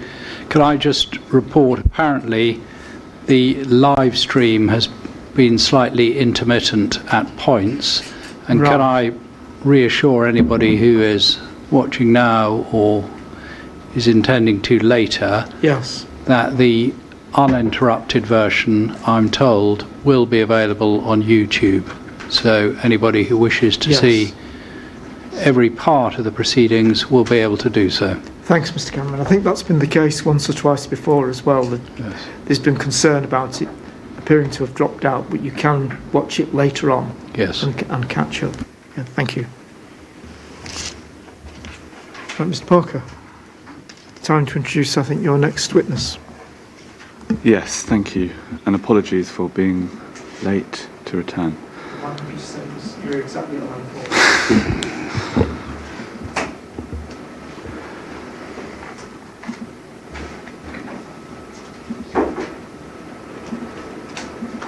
Good afternoon, Mr. Woodfield. You have given a proof of evidence in relation to this matter, and if I just briefly introduce you by reference to proof of evidence before I ask you some questions. Is your mic on, Mr.? I think it is on, yeah. Maybe it's not close enough to me, so I've moved it closer. But section 1.1 of your proof of evidence, you explain that you're Dominic Woodfield, you're a professional ecologist and the managing director of Bioscan. You're a non-executive director of Biofarm, a company specialising in assisting developers, landowners, planning authorities with the practical delivery of statutory BNG. You hold an honours degree in environmental studies with geography from Manchester Metropolitan University. You're a registered chartered ecologist, chartered environmentalist, and a full member of the Chartered Institute of Ecology and Environmental Management. Is all of that correct? That's correct, yeah. And you give various other examples of the work that you undertake in your proof of evidence. And I'm not going to go through any of that in detail now, but it's there set out in black and white in your proof. And at paragraph 1.8 you set out there the basis of your instructions and the scope of those instructions and the scope of your evidence. And is all of that correct? That's all correct, yes. Thank you. Now, I just want to briefly run through the topics covered in your proof of evidence and ask you, in the course of doing so, to pick up on some points made by Mr. Ellis by way of rebuttal to your proof. Yep. So starting with section 3, which is where the substance really of your proof begins, you have a heading CPPF scheme baseline, and at paragraphs 3.1.1 through to 3.4.2 you describe the baseline conditions which are relevant to the CPPF scheme. I'm not going to ask you to read any of that or summarise any of that because it'll be taken as read. As far as you're aware, has there been any challenge or objection to the evidence that you give in relation to that? No, not as far as I'm aware.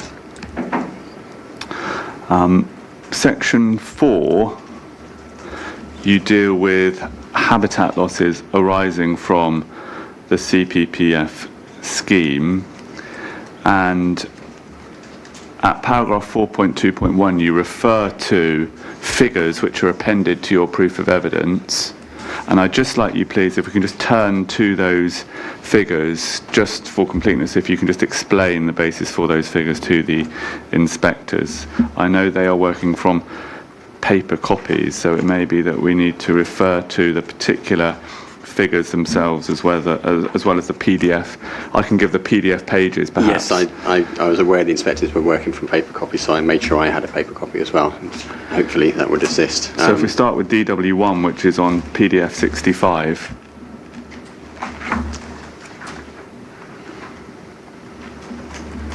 And if you just work through those figures and explain what they are.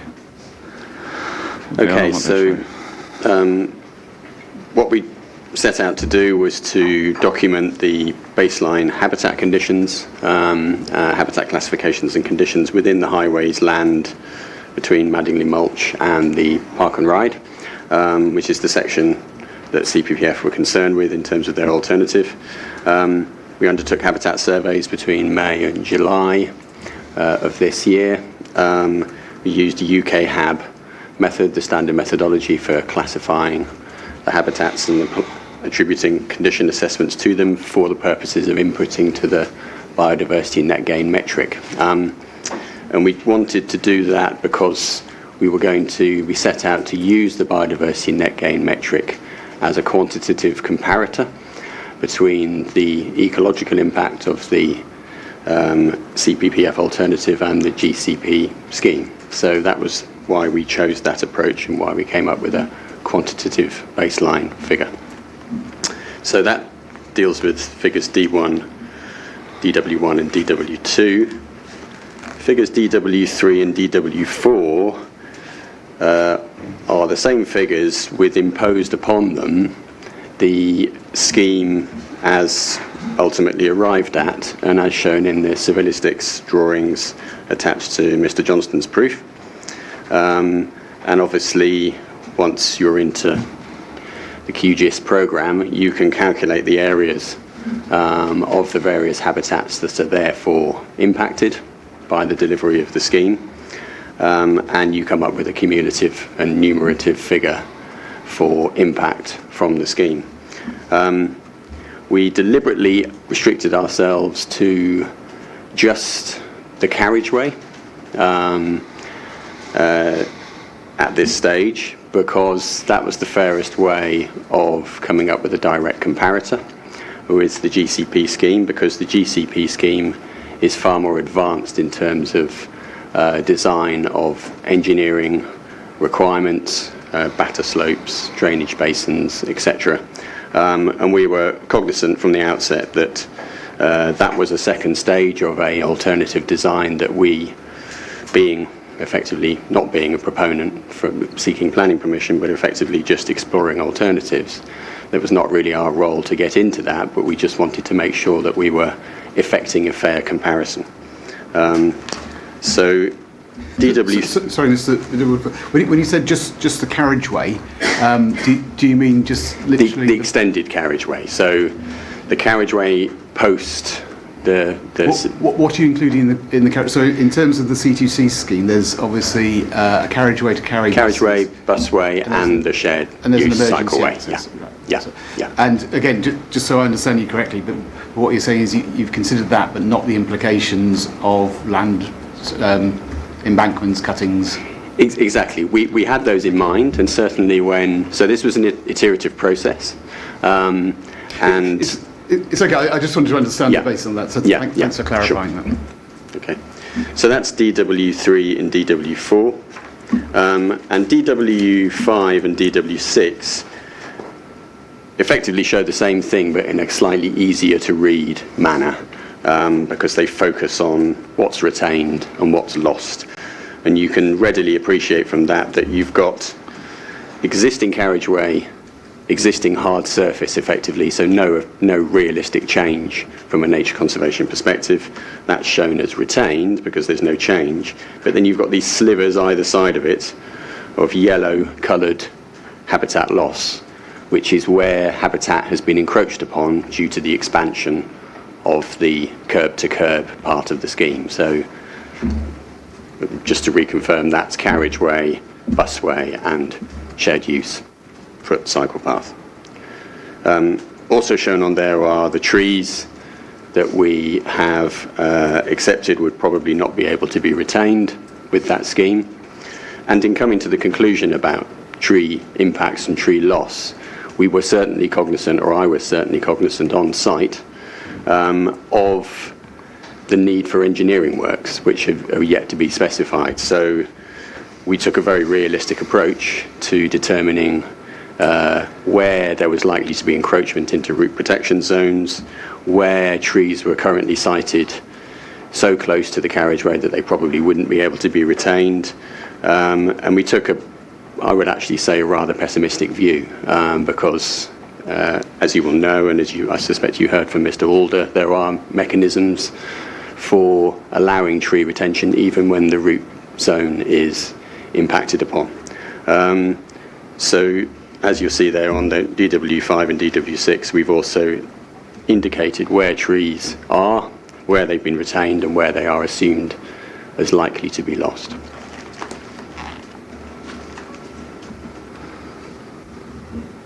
Thank you. And in response to the Inspector and what you've just said, you've answered a couple of the questions I was going to ask about the assumptions on which your analysis is based. I just want to ask you one additional point, which came out of a question that Mr. Cameron put to Mr. Johnston about those assumptions and the potential effects. And we can go to the documents if we need to, but perhaps ask you at the principled level. Mr. Johnston's position was that rather than build up the road in certain places, you would cut down. And the point put by Mr. Cameron to Mr. Johnston was that no amount of hand digging can get you around routes that may be exposed if you reduce the level of the tarmac as opposed to build up. Are you able to comment on that, please? Yes, certainly. I don't think we necessarily need to go to the cross-sections, but I think the cross-sections are quite useful in indicating that in most instances the carriageway has actually was built up over time. Well, let's if you think it would be useful, let's briefly do Sure. it. It's Mr. Lonergan's rebuttal proof. Mr. Lonergan's rebuttal appendices, sorry, which are CD 2601. We've also got CD 2958 as well, the ones with the vertical red lines. Yep. Have you got the? Well, I've got those, but I can go to either. I think for the purpose of my questions, it doesn't actually matter because the cross sections are labelled in the same way. But if you've got those cross sections in front of you, and why don't you pick one that you think is helpful for the inspectors to look at to make the point that you're making? Why don't we pick? I believe that DD maybe. No, sorry. CC I think is one that's obviously of particular relevance because it's a cross section close to Madingley Wood. Triple SI. So just wait for everyone to catch. So if we're working from Mr. Lonergan's rebuttal appendices, it's PDF page 38. You may have a PDF number CD for 2958. It's PDF page 5. 29, Yeah. 2958 PDF page 5. Cross section CC.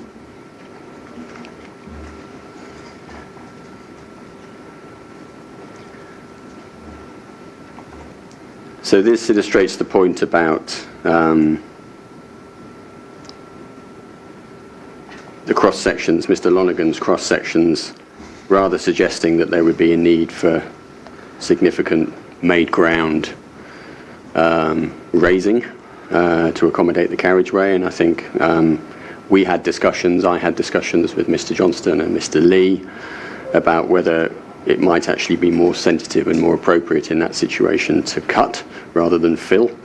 And that might then have a knock-on implication for the size of any batter slopes that you would need to accommodate.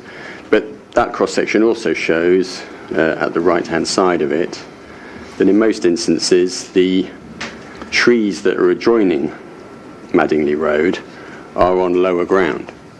And in a lot of instances, let's see if I can find an example, they are separated from the carriageway by a ditch.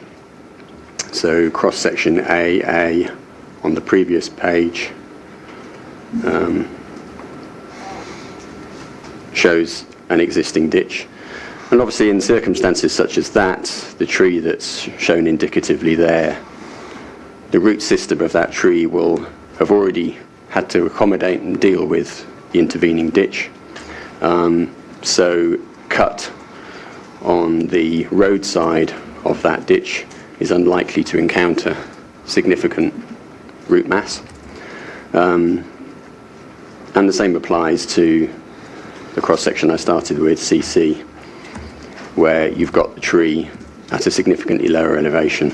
So I don't think it's a given that where you need to cut, you are instantly going to come across roots of nearby trees.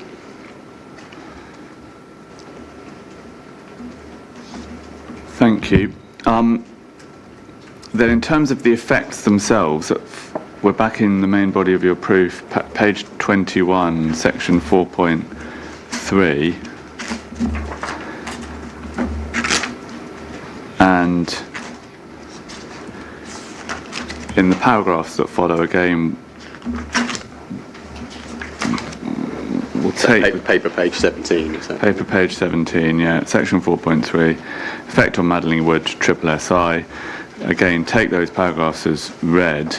At paragraph 4.3.5, you refer to bats, and we're going to come back to bats. But aside from the issue of bats, has there been any criticism, as far as you understand it, of the assessment that you carry out in terms of Madingley Wood triple SI?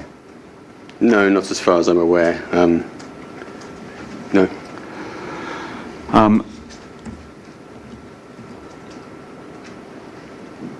Then in terms of section 4.4, you have a BNG calculation associated with the CPPF scheme. Again, take it as read, but as far as you understand, has there been any criticism or challenge of your BNG calculation?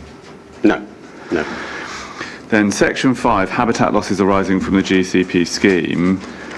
This deals with various topics which are the subject of a response from Mr. Ellis in his rebuttal proof.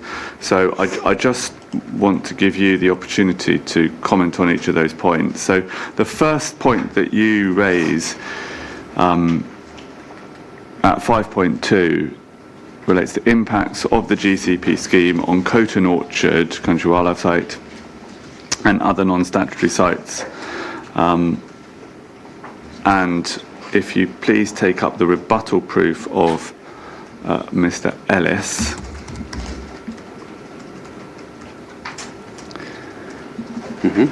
In relation to, I think he's produced separate rebuttals for different parties.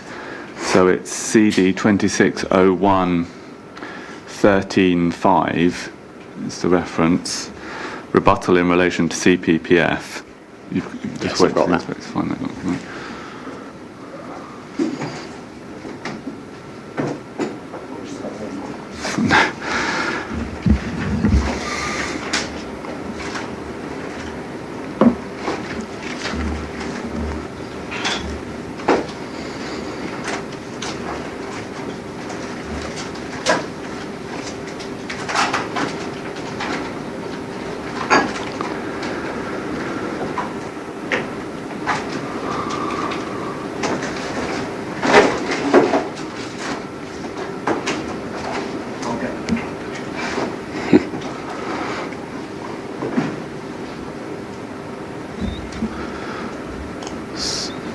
So it's 2601.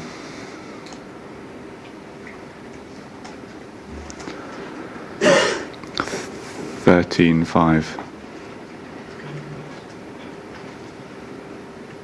Thank you. No, not at all. And we can see that Mr. Ellis, on page 3, at section 3.1, his first rebuttal topic under the heading is rebuttal in relation to the BNG calculation of habitat within Coton Orchard.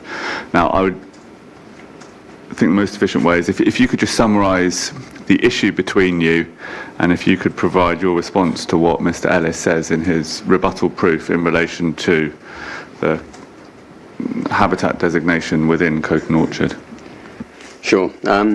So the issue between us is that in the applicant's view and in Mr. Ellis's view, only certain relatively small parts of Coton Orchard qualify as the priority habitat type traditional orchard. And he takes various points in rebuttal. If I could maybe just take them in turn. He takes issue with my statement that the primary determinant for identifying traditional orchard priority habitat is land use, history and management. And he says that the statement that land use and management is the defining feature of traditional orchard is evidently wrong. Just make sure the inspectors have... So this is paragraph 3.1.3 of his rebuttal, yeah? Yes, sorry. He then sets out a quote below that. I mean, the first point to make is obviously habitat structure. I mean, he says habitat structure rather than vegetation types, topography or soils is the defining feature of the habitat. I wouldn't disagree, but habitat structure is, of course, a function of management. And we can see why management is so critical to the recognition and definition of traditional orchard in the quote he himself provides below, in how frequently the word managed or management appears in that quote. So, for example, traditional orchards are defined for priority habitat purposes as orchards managed in a low-intensity way, in contrast with orchards managed intensively for fruit production. So we can talk about semantics as to whether habitat structure is a function of management or what have you, but we're effectively talking about the same thing. We then go on at 3.1.5, and this is where the applicant and Mr. Ellis, I would have to say, goes slightly off-piste and effectively contrive to make a new non-existent habitat category, non-existent in the sense that it doesn't appear in the UK HAB system, nor in the BNG system, nor does it appear in the JNCC definition that Mr. Ellis himself agrees is determinative and definitive. This is this category, other orchard habitat. Now, if you go to the JNCC definition of traditional orchard, and actually, sirs, I would suggest that you go and stand in Coton Orchard and you have a copy of this description in hand, which you can find at my appendix DW5 of my main proof. Right, well, let's just pause there to take that up. Yeah.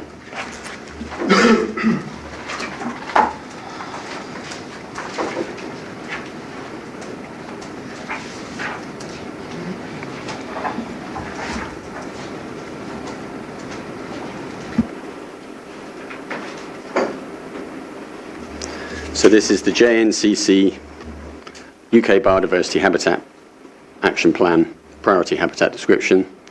So this defines the habitat that is now classified as a habitat of principal importance under the NERC Act. So is a habitat with elevated status and elevated scoring in the BNG system. So capable of being a material consideration in determination of development proposals. So this is how you define it by reference to the JNCC. And if you take the first page, we can go down and we can say, if we go about halfway down the first paragraph, talks about traditional orchards include plantings for nuts, principally hazelnuts, but also walnuts. I'm not sure that applies in this case. But management of the trees is the other main feature distinguishing traditional orchards and wood pasture and parkland. So there's that word management again. Grazing or cutting of herbaceous vegetation are integral to orchard management. So we're talking about a cut grassland understory in relation and field layer in relation to Coton Orchard. The presence of scrub, mostly in the form of hedgerows on the site boundaries or sometimes, especially in unmanaged orchards, among the orchard trees is analogous to the frequent occurrence of scrub in wood pastures and parkland and plays a similar ecological role. Ponds and other wetland features. There's a wet ditch at the eastern edge of Coton Orchard. Variety of fruit cultivars we can see in the next paragraph. In the bottom paragraph on that page, traditional orchards are defined for priority habitat purposes as orchards managed, there's that word again, in a low-intensity way, in contrast with orchards managed intensively for fruit production by the input of chemicals such as pesticides and inorganic fertilizers. So there we can see that there's no third category. This is a dichotomous decision to be made on, you either have an orchard that is managed in a low-intensive traditional way, which is traditional orchard, or you have an orchard that's managed in an intensive way with chemicals and pesticides and fertilizers and ploughing up of strips, and that is an intensive orchard. The JNCC habitat description does not talk about a third other orchard category. So if we go over the page... Sorry to interrupt you there, Mr. Woodfield. So, is there a biodiversity, a description of an intensively managed orchard, or does that fall into a wider habitat area in contrast? Yes, so intensive orchards are described in this same description, so they're described as a kind of default as to what doesn't qualify. So anything that doesn't qualify as sorry, is there a set? So they're defined by exclusion here in this description. So you can understand what constitutes an intensive orchard here.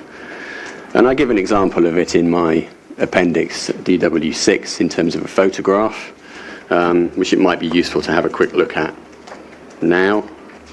So in appendix DW6, page 3 of that appendix. Sorry, I don't have a PDF.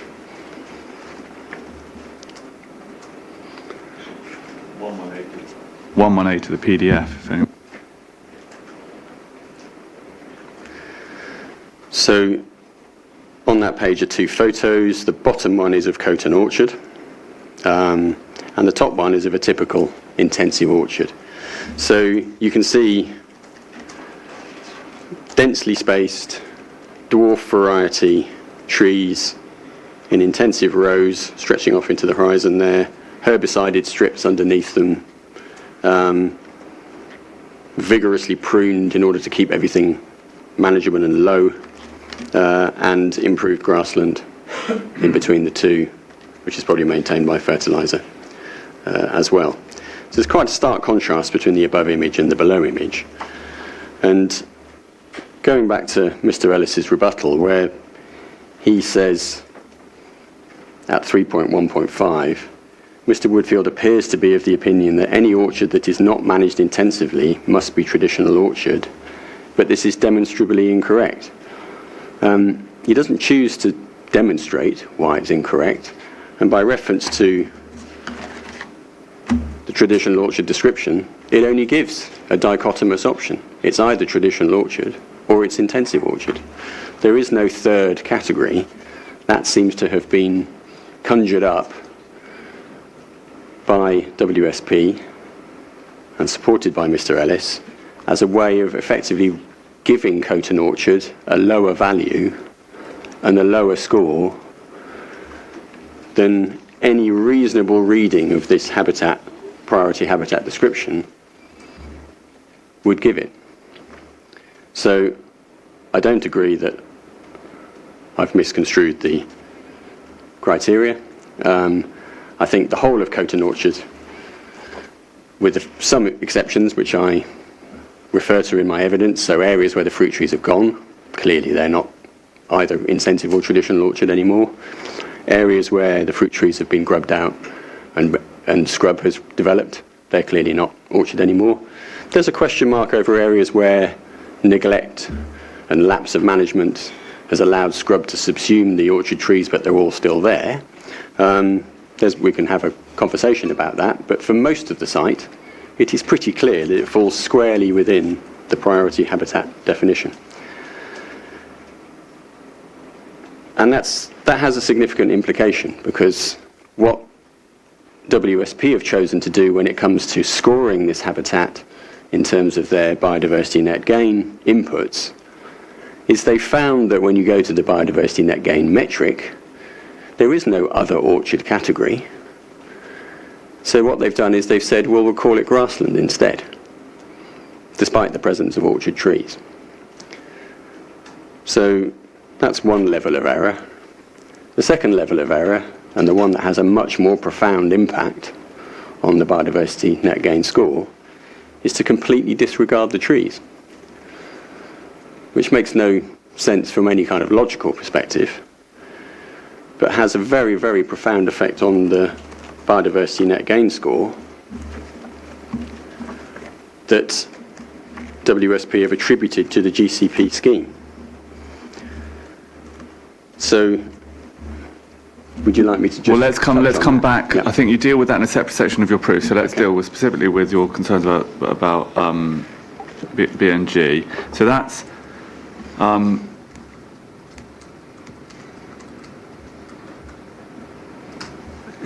ask you one question about what you've just said, that WSP have chosen to classify or exercise the judgment to classify this as grassland rather than orchard. And if you can turn in paragraph 3.1.11 of Mr. Ellis's rebuttal, which is page 5,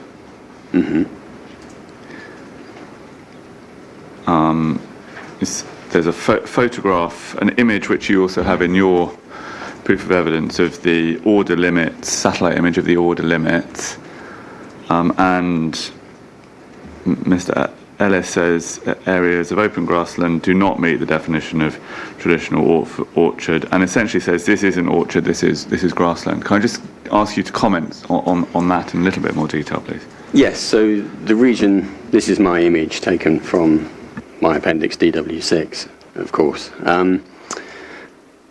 The reason that we put that image in there is to effectively expose the fallacy, if you like, of selective picking up of bits of the orchard and accepting that those are traditional orchard and disregarding the rest, even though it has more or less the same characteristics. The same habitat management, it's all part of the same management unit. And there's a fixation on age of trees here, and whether they've been planted on vigorous or non-vigorous rootstocks. If you go through the JNCC habitat description, that is the only point of ambiguity. There is a whole suite, a whole avalanche of plus points in favour of taking the route towards definition of traditional orchard, and effectively just one point of ambiguity to suggest that there's parts of that orchard that don't sit fully within that habitat description. And what WSP have chosen to do is to latch onto that minor deviation and use it to downgrade the habitat classification to the rest of the orchard. So just looking at that image, you can see that there is, for example, I think Mr. Ellis provides a justification as to why the right-hand red box has been accepted to be traditional orchard, because he says effectively it's the size of the trees. But you can see readily from that image that to the land to the right of that red box has trees of very similar age and size, as does land towards the left-hand end of that image, where there are trees, again, with a rootstock and a stem height of much higher than 75 centimetres. These are large trees. These are decent-sized trees. So even if Mr. Ellis and WSP were correct to say that anything on a small rootstock should be disregarded and cannot be classed as traditional orchard, even if it's managed traditionally, there would still be a shortfall in areas that have been properly recognised as orchards. So it's a very confused and ambiguous picture, and it really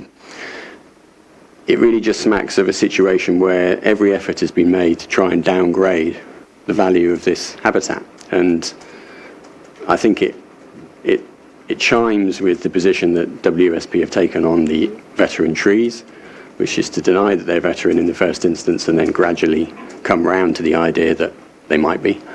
And Mr. Alder fully now accepts that, as I saw. So yes, I think The safest assumption, the precautionary and conservative assumption, is to assume that Coton Orchard is traditional orchard, except in the places where it very clearly isn't.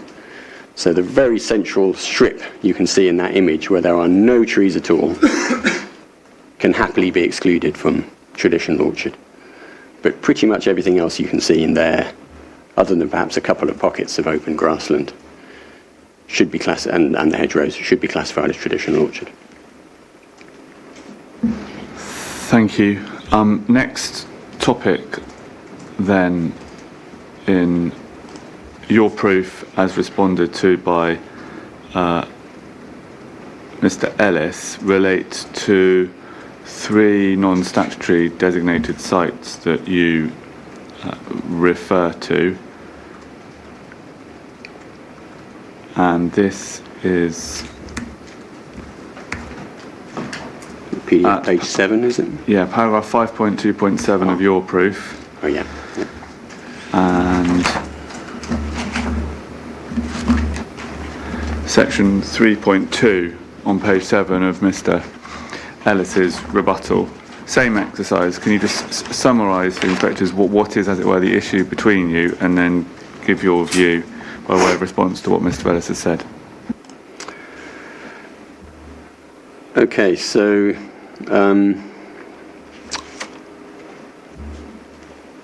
the CPPF scheme doesn't impact on any non-statutory sites, and the GCP scheme impacts on 4. Let's just make that clear at the outset. I have issues with the way the impact on the 4. I mean, I agree actually with the assessment, the overall assessment of the impact on Coton Orchard County Wildlife Site as of county importance, an adverse impact that's significant at county level. I do agree with that.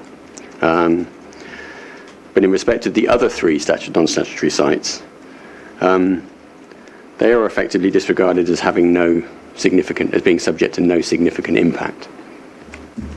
And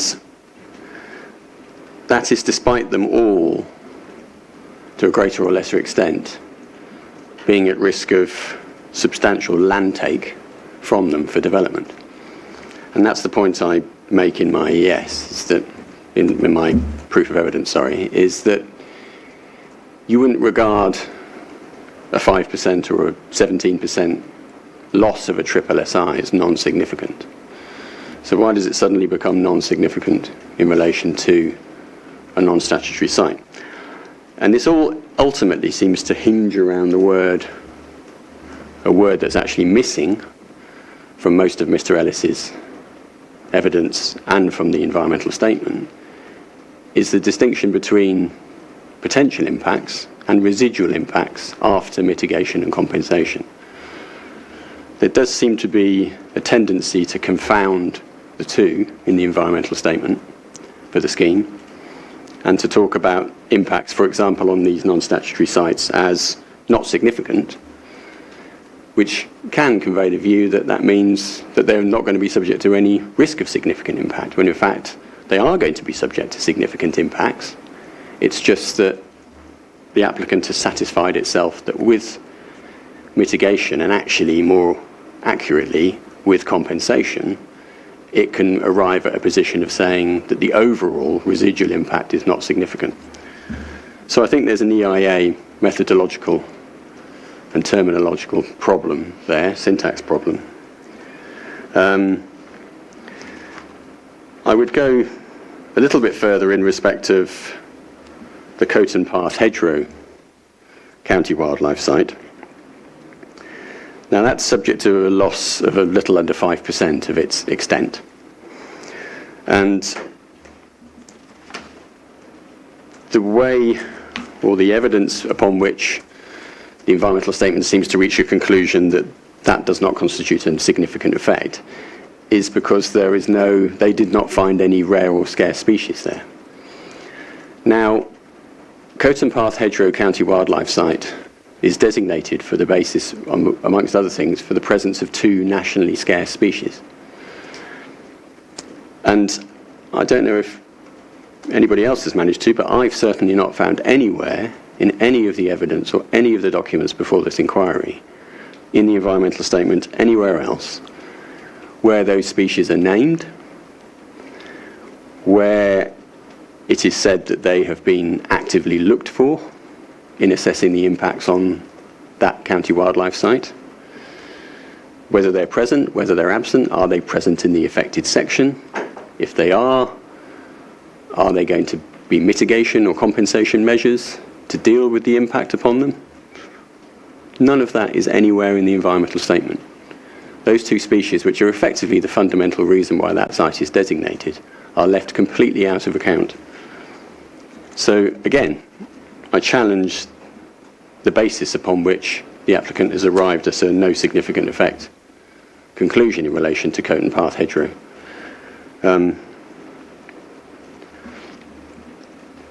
So that's the non-statutory sites.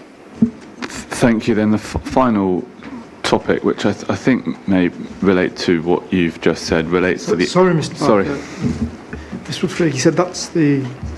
Non-statutory sites. Yes, but there are two that you haven't told us about, aren't there? Yes, so the other two, Binbrook and Scrub east of M11, they're both city wildlife sites. Yes, that's right. The impact on them is really down to quantitative loss, and I challenge the conclusions on the basis of if you are removing a chunk of a designation, unless you are setting out very clear and prescriptive compensation proposals as to how that loss will be compensated at that location and allow that designation to be redrawn so that it doesn't suffer any overall loss of extent and maintains its integrity and the reasons for which it was designated, I don't see how you can come to a no likely significant effect or no significant effect conclusion. There's vague references to compensation in the environmental statement and in Mr. Ellis's evidence. But that could mean delivering compensation miles away as part of an off-site biodiversity net gain scheme. That would leave those sites subject to significant residual impact.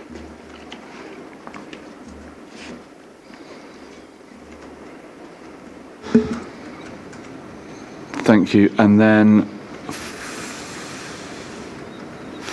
finally, at 5.2.10, you refer to your concerns about the adequacy of the habitat and botanical survey information underpinning the ES more generally, to which Mr. Ellis has responded at paragraph 3.3 on page 7 of his proof. And again, same exercise, just identify the issue and then set out your position. Yeah, I mean, I can go a bit quicker through this one, I suspect. Mr. Ellis said, I mean, at the time I wrote my proof, the two examples I gave were the ones that immediately sprung to mind, but obviously we've now got an additional omission in relation to the two nationally scarce species that I've just spoken about. So I don't think it can be disregarded as trivial. And just to come back on a couple of rebuttal points. So I don't think they are. I don't think the omission of naming and assessing the nationally scarce species at Coton Path hedgerow can be regarded as trivial and inconsequential. At 3.3.4, Mr. Ellis's rebuttal says the identification of microspecies of elm requires specialist skills relevant to this group. It doesn't. It just requires that you work through the key that is given as a footnote in my evidence, Brian Eversham's key. It also requires that you just recognise that the Cambridge locality is a well-known taxonomical hotspot for different varieties, including endemic varieties of elm. Now, Mr. Ellis may say that's not relevant to EIA. I say it is. I say it is to a thorough EIA.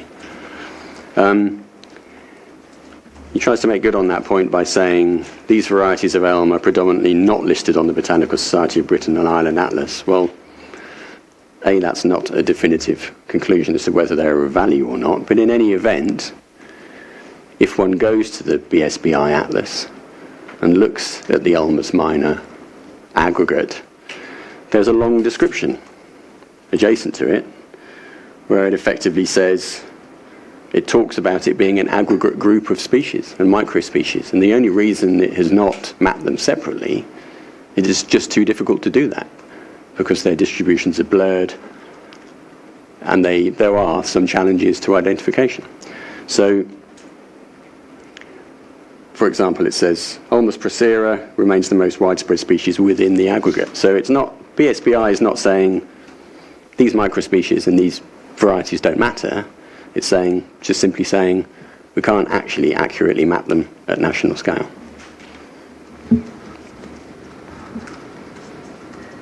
Thank you. I want to move on then.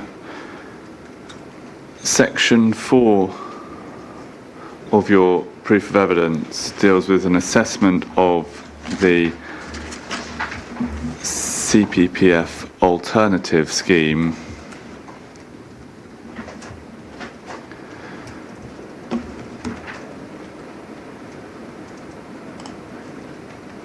Sorry, no, that's an error in my note. So then moving on to section 6, sorry, we've done section 4, we've done section 5. Section 6, next number. This deals with the specific topic in relation to bats, and we have, of course, already heard from Paula Reason on behalf of the applicant in respect of bats. Now, I just want to pick up where we left off with Paula Reason, Ms. Reason, and for you to give your view in relation to some of the topics that we discussed. I mean, her position, and Mr. Cameron or Mr. Henderson, as the case may be, you can jump in and tell me if I'm summarising the position wrongly, but Ms. Reason's position on behalf of the applicant was that the order scheme had potential effects on bats, but that those potential effects could be mitigated such that the scheme was acceptable. In terms of the CPPF alternative, while she had expressed the position in her written evidence that there were potential impacts, she accepted, following questions from me, that there weren't likely to be any significant impact, and that the CPPF scheme was sequentially preferable by reference to the mitigation hierarchy. But again, she reiterated that in her view it didn't really matter ultimately because neither scheme was harmful. So I just want to ask you about some of that. In your proof of evidence, you carry out an assessment of the CPPF scheme by reference to potential effects on bats. Can you just briefly give your view as to whether there are any likely significant effects as a result of the CPPF alternative scheme? So the CPPF alternative scheme, and you'll have read this in my evidence, so I'll rattle through. CPPF alternative scheme is hugely preferable in terms of risk to bats because it effectively involves minor upgrades of an existing busy A road. So with that A road corridor, and Ms. Reason makes this point herself in evidence in relation to the online elements of the GCP scheme, that existing A road is effectively a kind of corridor of impacts and potential impacts on bats, within which that zone of influence, if you like, that envelope of influence, impacts from traffic, collision risk mortality, lighting, noise, spray, everything else, backdraft. Within that envelope, a minor upgrade of carriageway width to accommodate a busway and a shared foot cycleway is pretty close to neither here nor there. It is a very different situation when you drive a new corridor of such impacts through open countryside, through numerous hedgerows, through high-value habitats such as Coton Orchard, through scrub, through woodland, across watercourses. Cumulatively, you are ramping up the risk to bat species in the local landscape by doing that. The other factor, of course, with the existing envelope around the A1303 Madingley Road is that, and I think Ms. Reason's thermal imaging report demonstrates this as well, the report that she submitted that's now an inquiry document, that bats are habituated to the issues, if you like, if you want to call them that, along the Madingley Road, whereas a brand new corridor of impact across open countryside, not to put too fine a point on it, is going to come as a big surprise. And so, to the extent that that will sever commuting corridors, reduce foraging area, degrade foraging area, and introduce a whole load of new hazards, it's very clear that there is a gulf of difference in impact risk between the CPPF scheme and the GCP scheme. And in relation to the one issue that Ms. Reason did concern herself with in relation to our scheme, which was crossing points adjoining Madingley Wood, under cross-examination, I think we got her to recognise that that is an area of diffuse crossing by bats, with lots of areas where the gap is quite narrow, 5 metres or so, and that the loss of the 3 ash trees that she was concerned about is effectively immaterial to whether those crossing points will still be there. Thank you. Now, one particular topic I want to ask your view on: mitigation. The GCP scheme relies on mitigation for bats, particularly bat hopovers. You recall I asked Ms. Reason a series of questions on this. She accepted that there was a degree of uncertainty about the mitigation that was proposed. Can you just give your view, please, on that topic? Yes, I was a bit concerned that there was a sort of a slight slide into false certainty around the issue by Ms. Reason. And no mitigation is 100% successful necessarily. And in this case, we don't even have empirical evidence of Barbastell successfully using hopovers.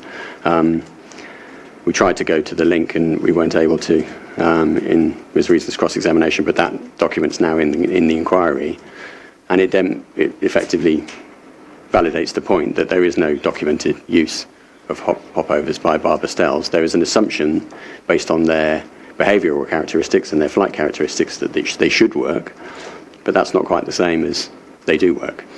So just briefly, you referred to a document. What's the... Sorry, it's in the additional inquiry documents.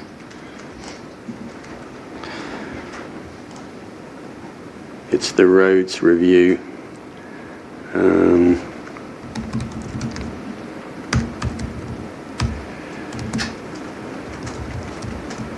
Where is it?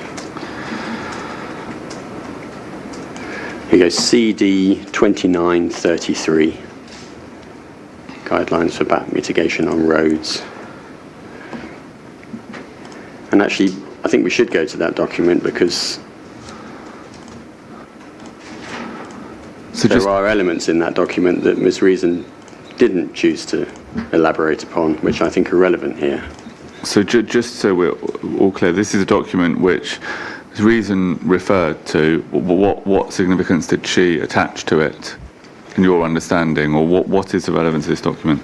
So this is a conference of European roads directors, and it's discussing various forms of mitigation for where roads impact on bat crossing points and bat transit through the landscape, and it's reviewing various methodologies, tunnels, green bridges, and hopovers.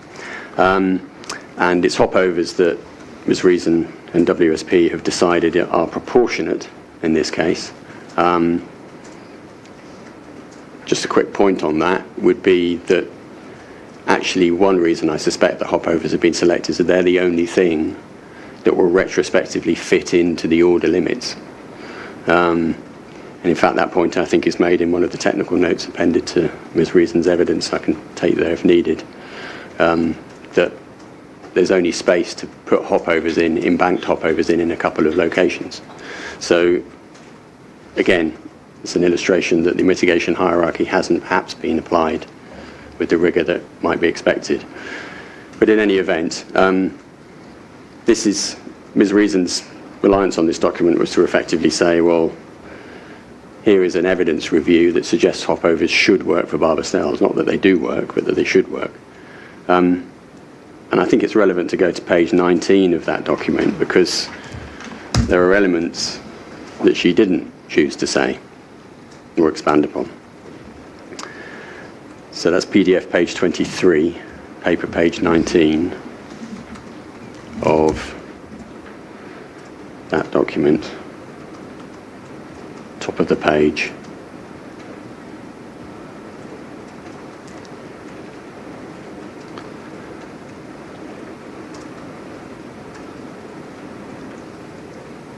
You there, sir? So hopovers may have some potential for reducing bat vehicle collision risk for some species. Names Dorbenton's bat, Brandt's whiskered bat, and greater mouse-eared bat there. Under certain circumstances, but hopovers have not been documented to consistently increase the flight height sufficiently for bats attempting to cross the roads. Fence and screen hopovers are ineffective for horseshoe bats, which are not relevant in this case, which tend to fly along the fence to cross the roads at a low height at the end of the barrier. Hopovers are also potentially, and this is important, hopovers are probably also ineffective for other low-flying manoeuvrable species, including their Myotis naturae, which is Natura's bat, which is a species that has been recorded and is present within the landscape that the scheme runs through, and Placotis species, which are the long-eared bats, including brown long-eared bat, which is also a species that's present in the landscape. So whilst there is a supposition that hopovers might work for barbastel, unproven, but it's a good stab, that leaves out of account species that it simply won't work for. They might not be as rare as barbastel, but they're still protected. And brown long-eared is a priority species under the NERC Act. It then goes on to talk about screen hopovers. Mr. Woodfield, are you saying that barbastral are the only ones that could use the hopover?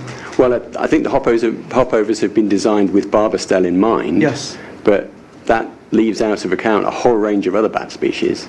And obviously barbastel is an important consideration here, because that's where Natural England's concerns were mainly focused. But I think it's relevant to note that even if the mitigation works for barbastel, it might not work for other bat species. And this so it might not, you're not saying it won't? Not saying it won't. Yeah. I don't have evidence that hopovers don't work. But what we have here, according to... You're saying you simply don't know one way or the other? It's just uncertain. And this is my point about false certainty. Okay, thank you. And it's about risk.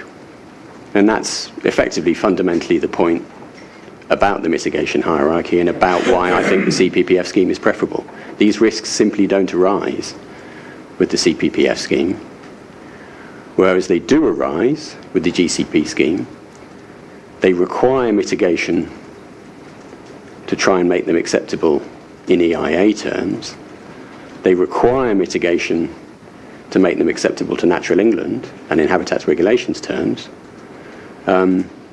And we don't know whether that mitigation will be successful. The other thing that Ms. Reason did leave out of account, which I also think is relevant here, is the focus of barbastel records in the West Cambridge University Sports Campus area. Now, there's a strange run of data from 2019 through to the present, whereby earlier studies by Cambridge Ecology, I can take you to them if needed, they're in their inquiry documents, and latterly by Thompson, all found hotspots of barbastel activity in that area, suggestive of the presence of a roost in that area. The WSP surveys that followed on didn't find significant barbastel activity in that area, and I think the supposition has then been taken, oh, well, we don't need to worry about it anymore then. I don't think that's a safe assumption. I don't think either WSP or Ms. Reason should be making that assumption. And having gone and had a look at that area, the area where there's been a focus of barbastel records in the past adjoins an area of woodland. And the scheme will go very close to that area, and there is no elevated hopover, as far as I'm aware, designed for that area, just planting to try and get the tree height sufficient to create a hop over. So again, these are risks that simply don't arise with the GCP scheme, and risks that I think are rather left out of account in WSP's EIA and in Ms. Reason's evidence. Thank you. Moving on then from that, if I can ask you please to take up Mr. Ellis's main proof of evidence, which is CD 2601-13-1. Yeah. And turn within it to PDF page 16. And we're here within section 5, which is dealing with potential impacts and effects, although the paragraph numbering in my version seems to all be paragraph 1.1 something. But yes, yeah, mine too. Yeah. So at paragraph 1.1.97 and following, we have referenced various headings: aquatic ecology, badgers, water vole, reptiles, amphibians, terrestrial invertebrates, birds, going down the list. I just want to deal with those all collectively. Those are all we can see areas in which potential effects are identified. Yes. And mitigation proposed. Do those potential effects and the need for mitigation arise with any of those fauna in relation to the CPPF scheme? In nearly all cases, no. So aquatic ecology, no. Badgers, no. Water voles, certainly not. Reptiles, outside chance of the odd animal present in the Madingley Road verges, but relatively easily dealt with. Great crested newts, we're not affecting any ponds. Terrestrial invertebrates, well, there's a huge difference between the Madingley Road corridor and Coton Orchard. Incidentally, I noticed that the Coton Orchard invertebrate surveyors said most of the site is traditional orchard as well. Birds, the same. I've got a paper in my evidence that shows the impact of roads on birds, so that's a suppressed issue that won't be exacerbated by the TPPF scheme. So yeah, in all instances, the issues simply don't arise with the CPPF scheme or are substantially less risk. Thank you. Then moving section 8 of your proof of evidence. I think in section 7 you do some analysis of GCP's assessment. We don't need to go there in view of the fact there's been no challenge to your evidence. Section 8 then, mitigation hierarchy, and it's relevant to the question of policy compliance. You have a series of paragraphs. Again, all this will be taken as read, but if you can just summarise your position, please, if you compare the two schemes, the CPPF alternative and the GCP scheme, by reference to the mitigation hierarchy, please, and briefly. Yes, so the mitigation hierarchy would compel one, once reaching a conclusion that there is a potential significant effect and a county significant adverse effect from the GCP scheme, the mitigation hierarchy would compel you to revisit the question of whether there are alternatives. And our case is that we've presented a workable alternative, and the full application of the mitigation hierarchy would suggest that that alternative should be preferred on ecological grounds. If all other things are equal, then there's simply no contest. Thank you. Final topic then, BNG. I want to turn to the applicant's BNG assessment associated with its own scheme. Mm-hmm. You have made a number of, I think it's fair to say, trenchant criticisms of the assessment, and you have produced a separate report which appears at DW6 of your proof of evidence.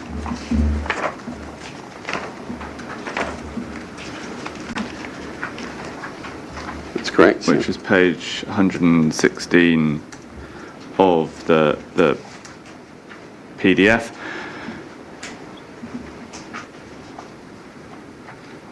If you can just, again, as briefly as you can, summarise the issues that you have identified with the GCP assessment. Okay, so I don't think we need to go back over Coat and Orchard again, other than to just re-clarify that I think it's been misclassified and underscored, downgraded in the B&G calculation. If we go to page 4 of that appendix, I don't know what the PDF page is. The page after the photos. Yeah. There's number 2 there, tree loss. Now, Mr. Ellis quite fairly accepts that it is an omission from the applicant's draft B&G calculation not to have counted tree loss, and I've set out why the methodology requires you to have counted tree loss in Coat and Orchard and within the hedgerows. And so with that accepted, I think Mr. Ellis kind of tries to move on quickly in his rebuttal, but actually I think it's important that we understand just what that means in terms of magnitude. So let's just take it. So if you referred to Mr. Ellis's rebuttal 3.4.3 of his rebuttal evidence, you said Mr. Ellis has accepted the error. Let's just see what he says. Yes, yeah, 3.4.3. Mr. Ellis says, this is page 8, paper, page 9 PDF of his rebuttal. Mr. Ellis says, it is recognised that individual trees will need to be included in the final B&G calculation. Okay, so then you were making a point about the consequence of that. Yes, well, there's 2 points to make early. The first one is, I fail to understand why it was excluded, other than simple oversight, because it would have taken all of 10, 15 seconds to add in a row, quantifying that, particularly given that they've quantified the tree loss within Coat and Orchard, as is mentioned in the ES. But the larger point, the bigger point really here is, what does that do to their B&G calculation? Now, I managed to obtain a copy of their draft B&G calculation. It wasn't submitted with the application, which best practice would require it should have been. We don't need to necessarily get into a debate about whether mandatory B&G applies to the scheme or not, but if it did apply to the scheme, it would be a requirement that the baseline B&G score were submitted with the application. So, at best, a failure of best practice, at worst, a failure of statutory compliance. Anyway, I managed to obtain it from GCP, and I've included it in full Appendix DW4. I needed to be fair, we needed to do an extrapolation exercise to work out from that calculation, which is for the overall scheme, the whole scheme.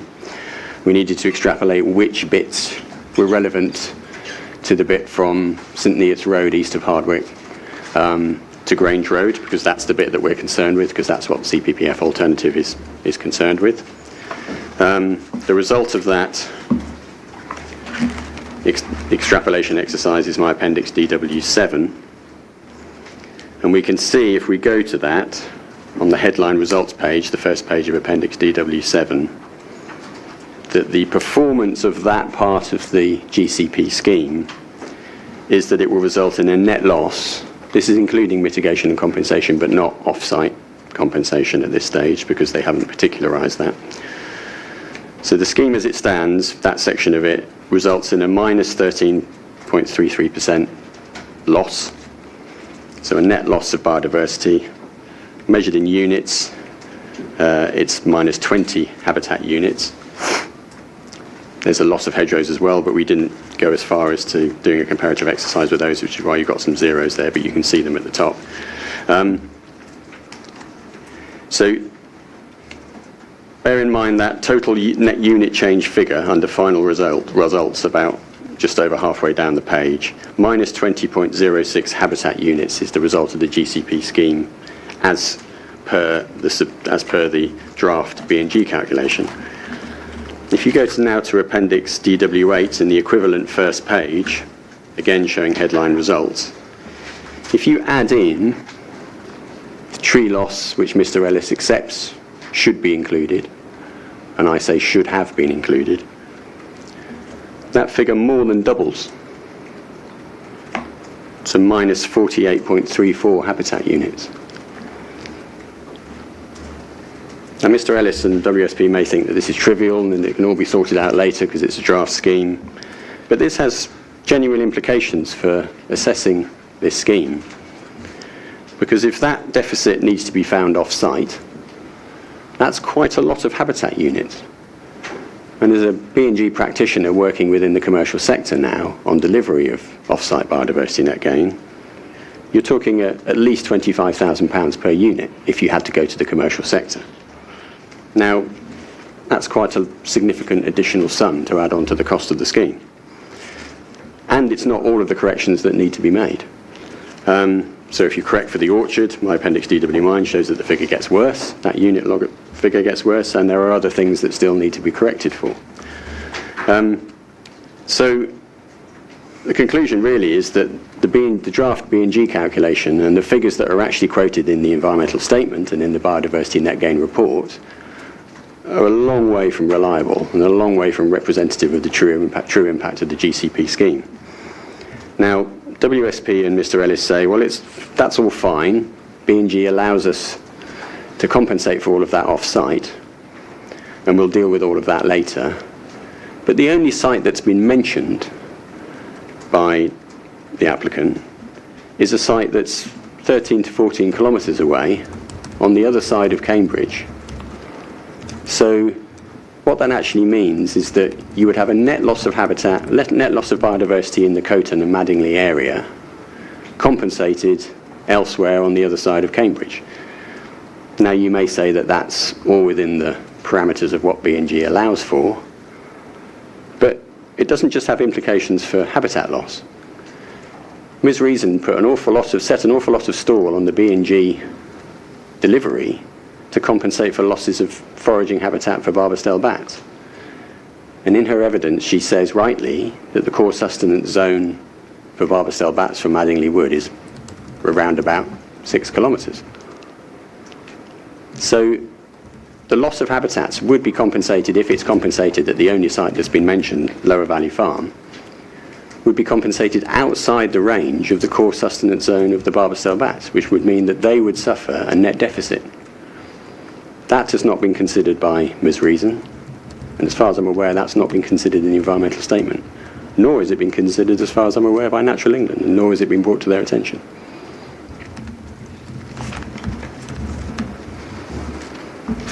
Two final questions on compensation. Reference is made to the need for river condition surveys in 3.4.3 of Mr. Ellis's rebuttal proof. Yes. Why is that potentially relevant to compensation? Because again, river watercourse units are dealt with differently under the B&G system, and you have to effectively deliver like for like. So if you're losing watercourse units, which you will be here at Binbrook, and potentially in other locations, they all need to be compensated as watercourse units somewhere else. Now, as far as I'm aware, Lower Valley Farm is not offering, and nor can it necessarily offer, watercourse units, which means that if Lower Valley Farm is where the applicant intends to dump all of its biodiversity compensation, it won't be able to deliver watercourse units at that site. So that will require somewhere else, and they are expensive. And finally,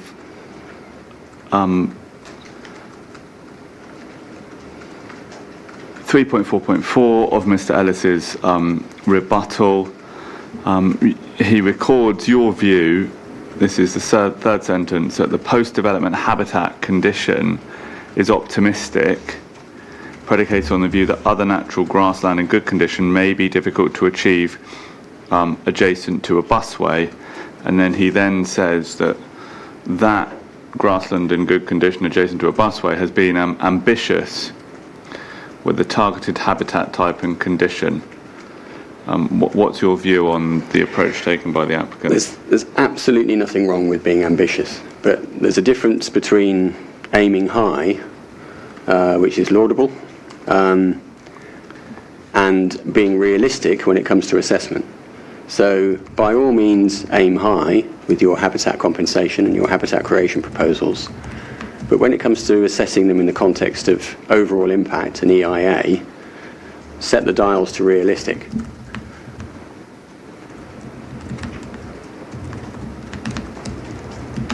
And I don't think it's realistic, and it's manifestly not realistic, because if you look at the baseline inputs for the applicant's B&G calculation, they don't find other neutral grassland of good condition along any of the existing roads. So given that those habitats have been in place now for decades, why do they think they're suddenly going to materialise alongside the busway without very, very significant inputs and management that is simply not particularised or committed to? Thank you, Mr. Whitfield. Those are all the questions I have for you. Thank you, Mr. Parker. That brings us nicely to a point where it's convenient to break for lunch, so we'll do that. The inquiry is adjourned and we'll resume at 2 o'clock, please.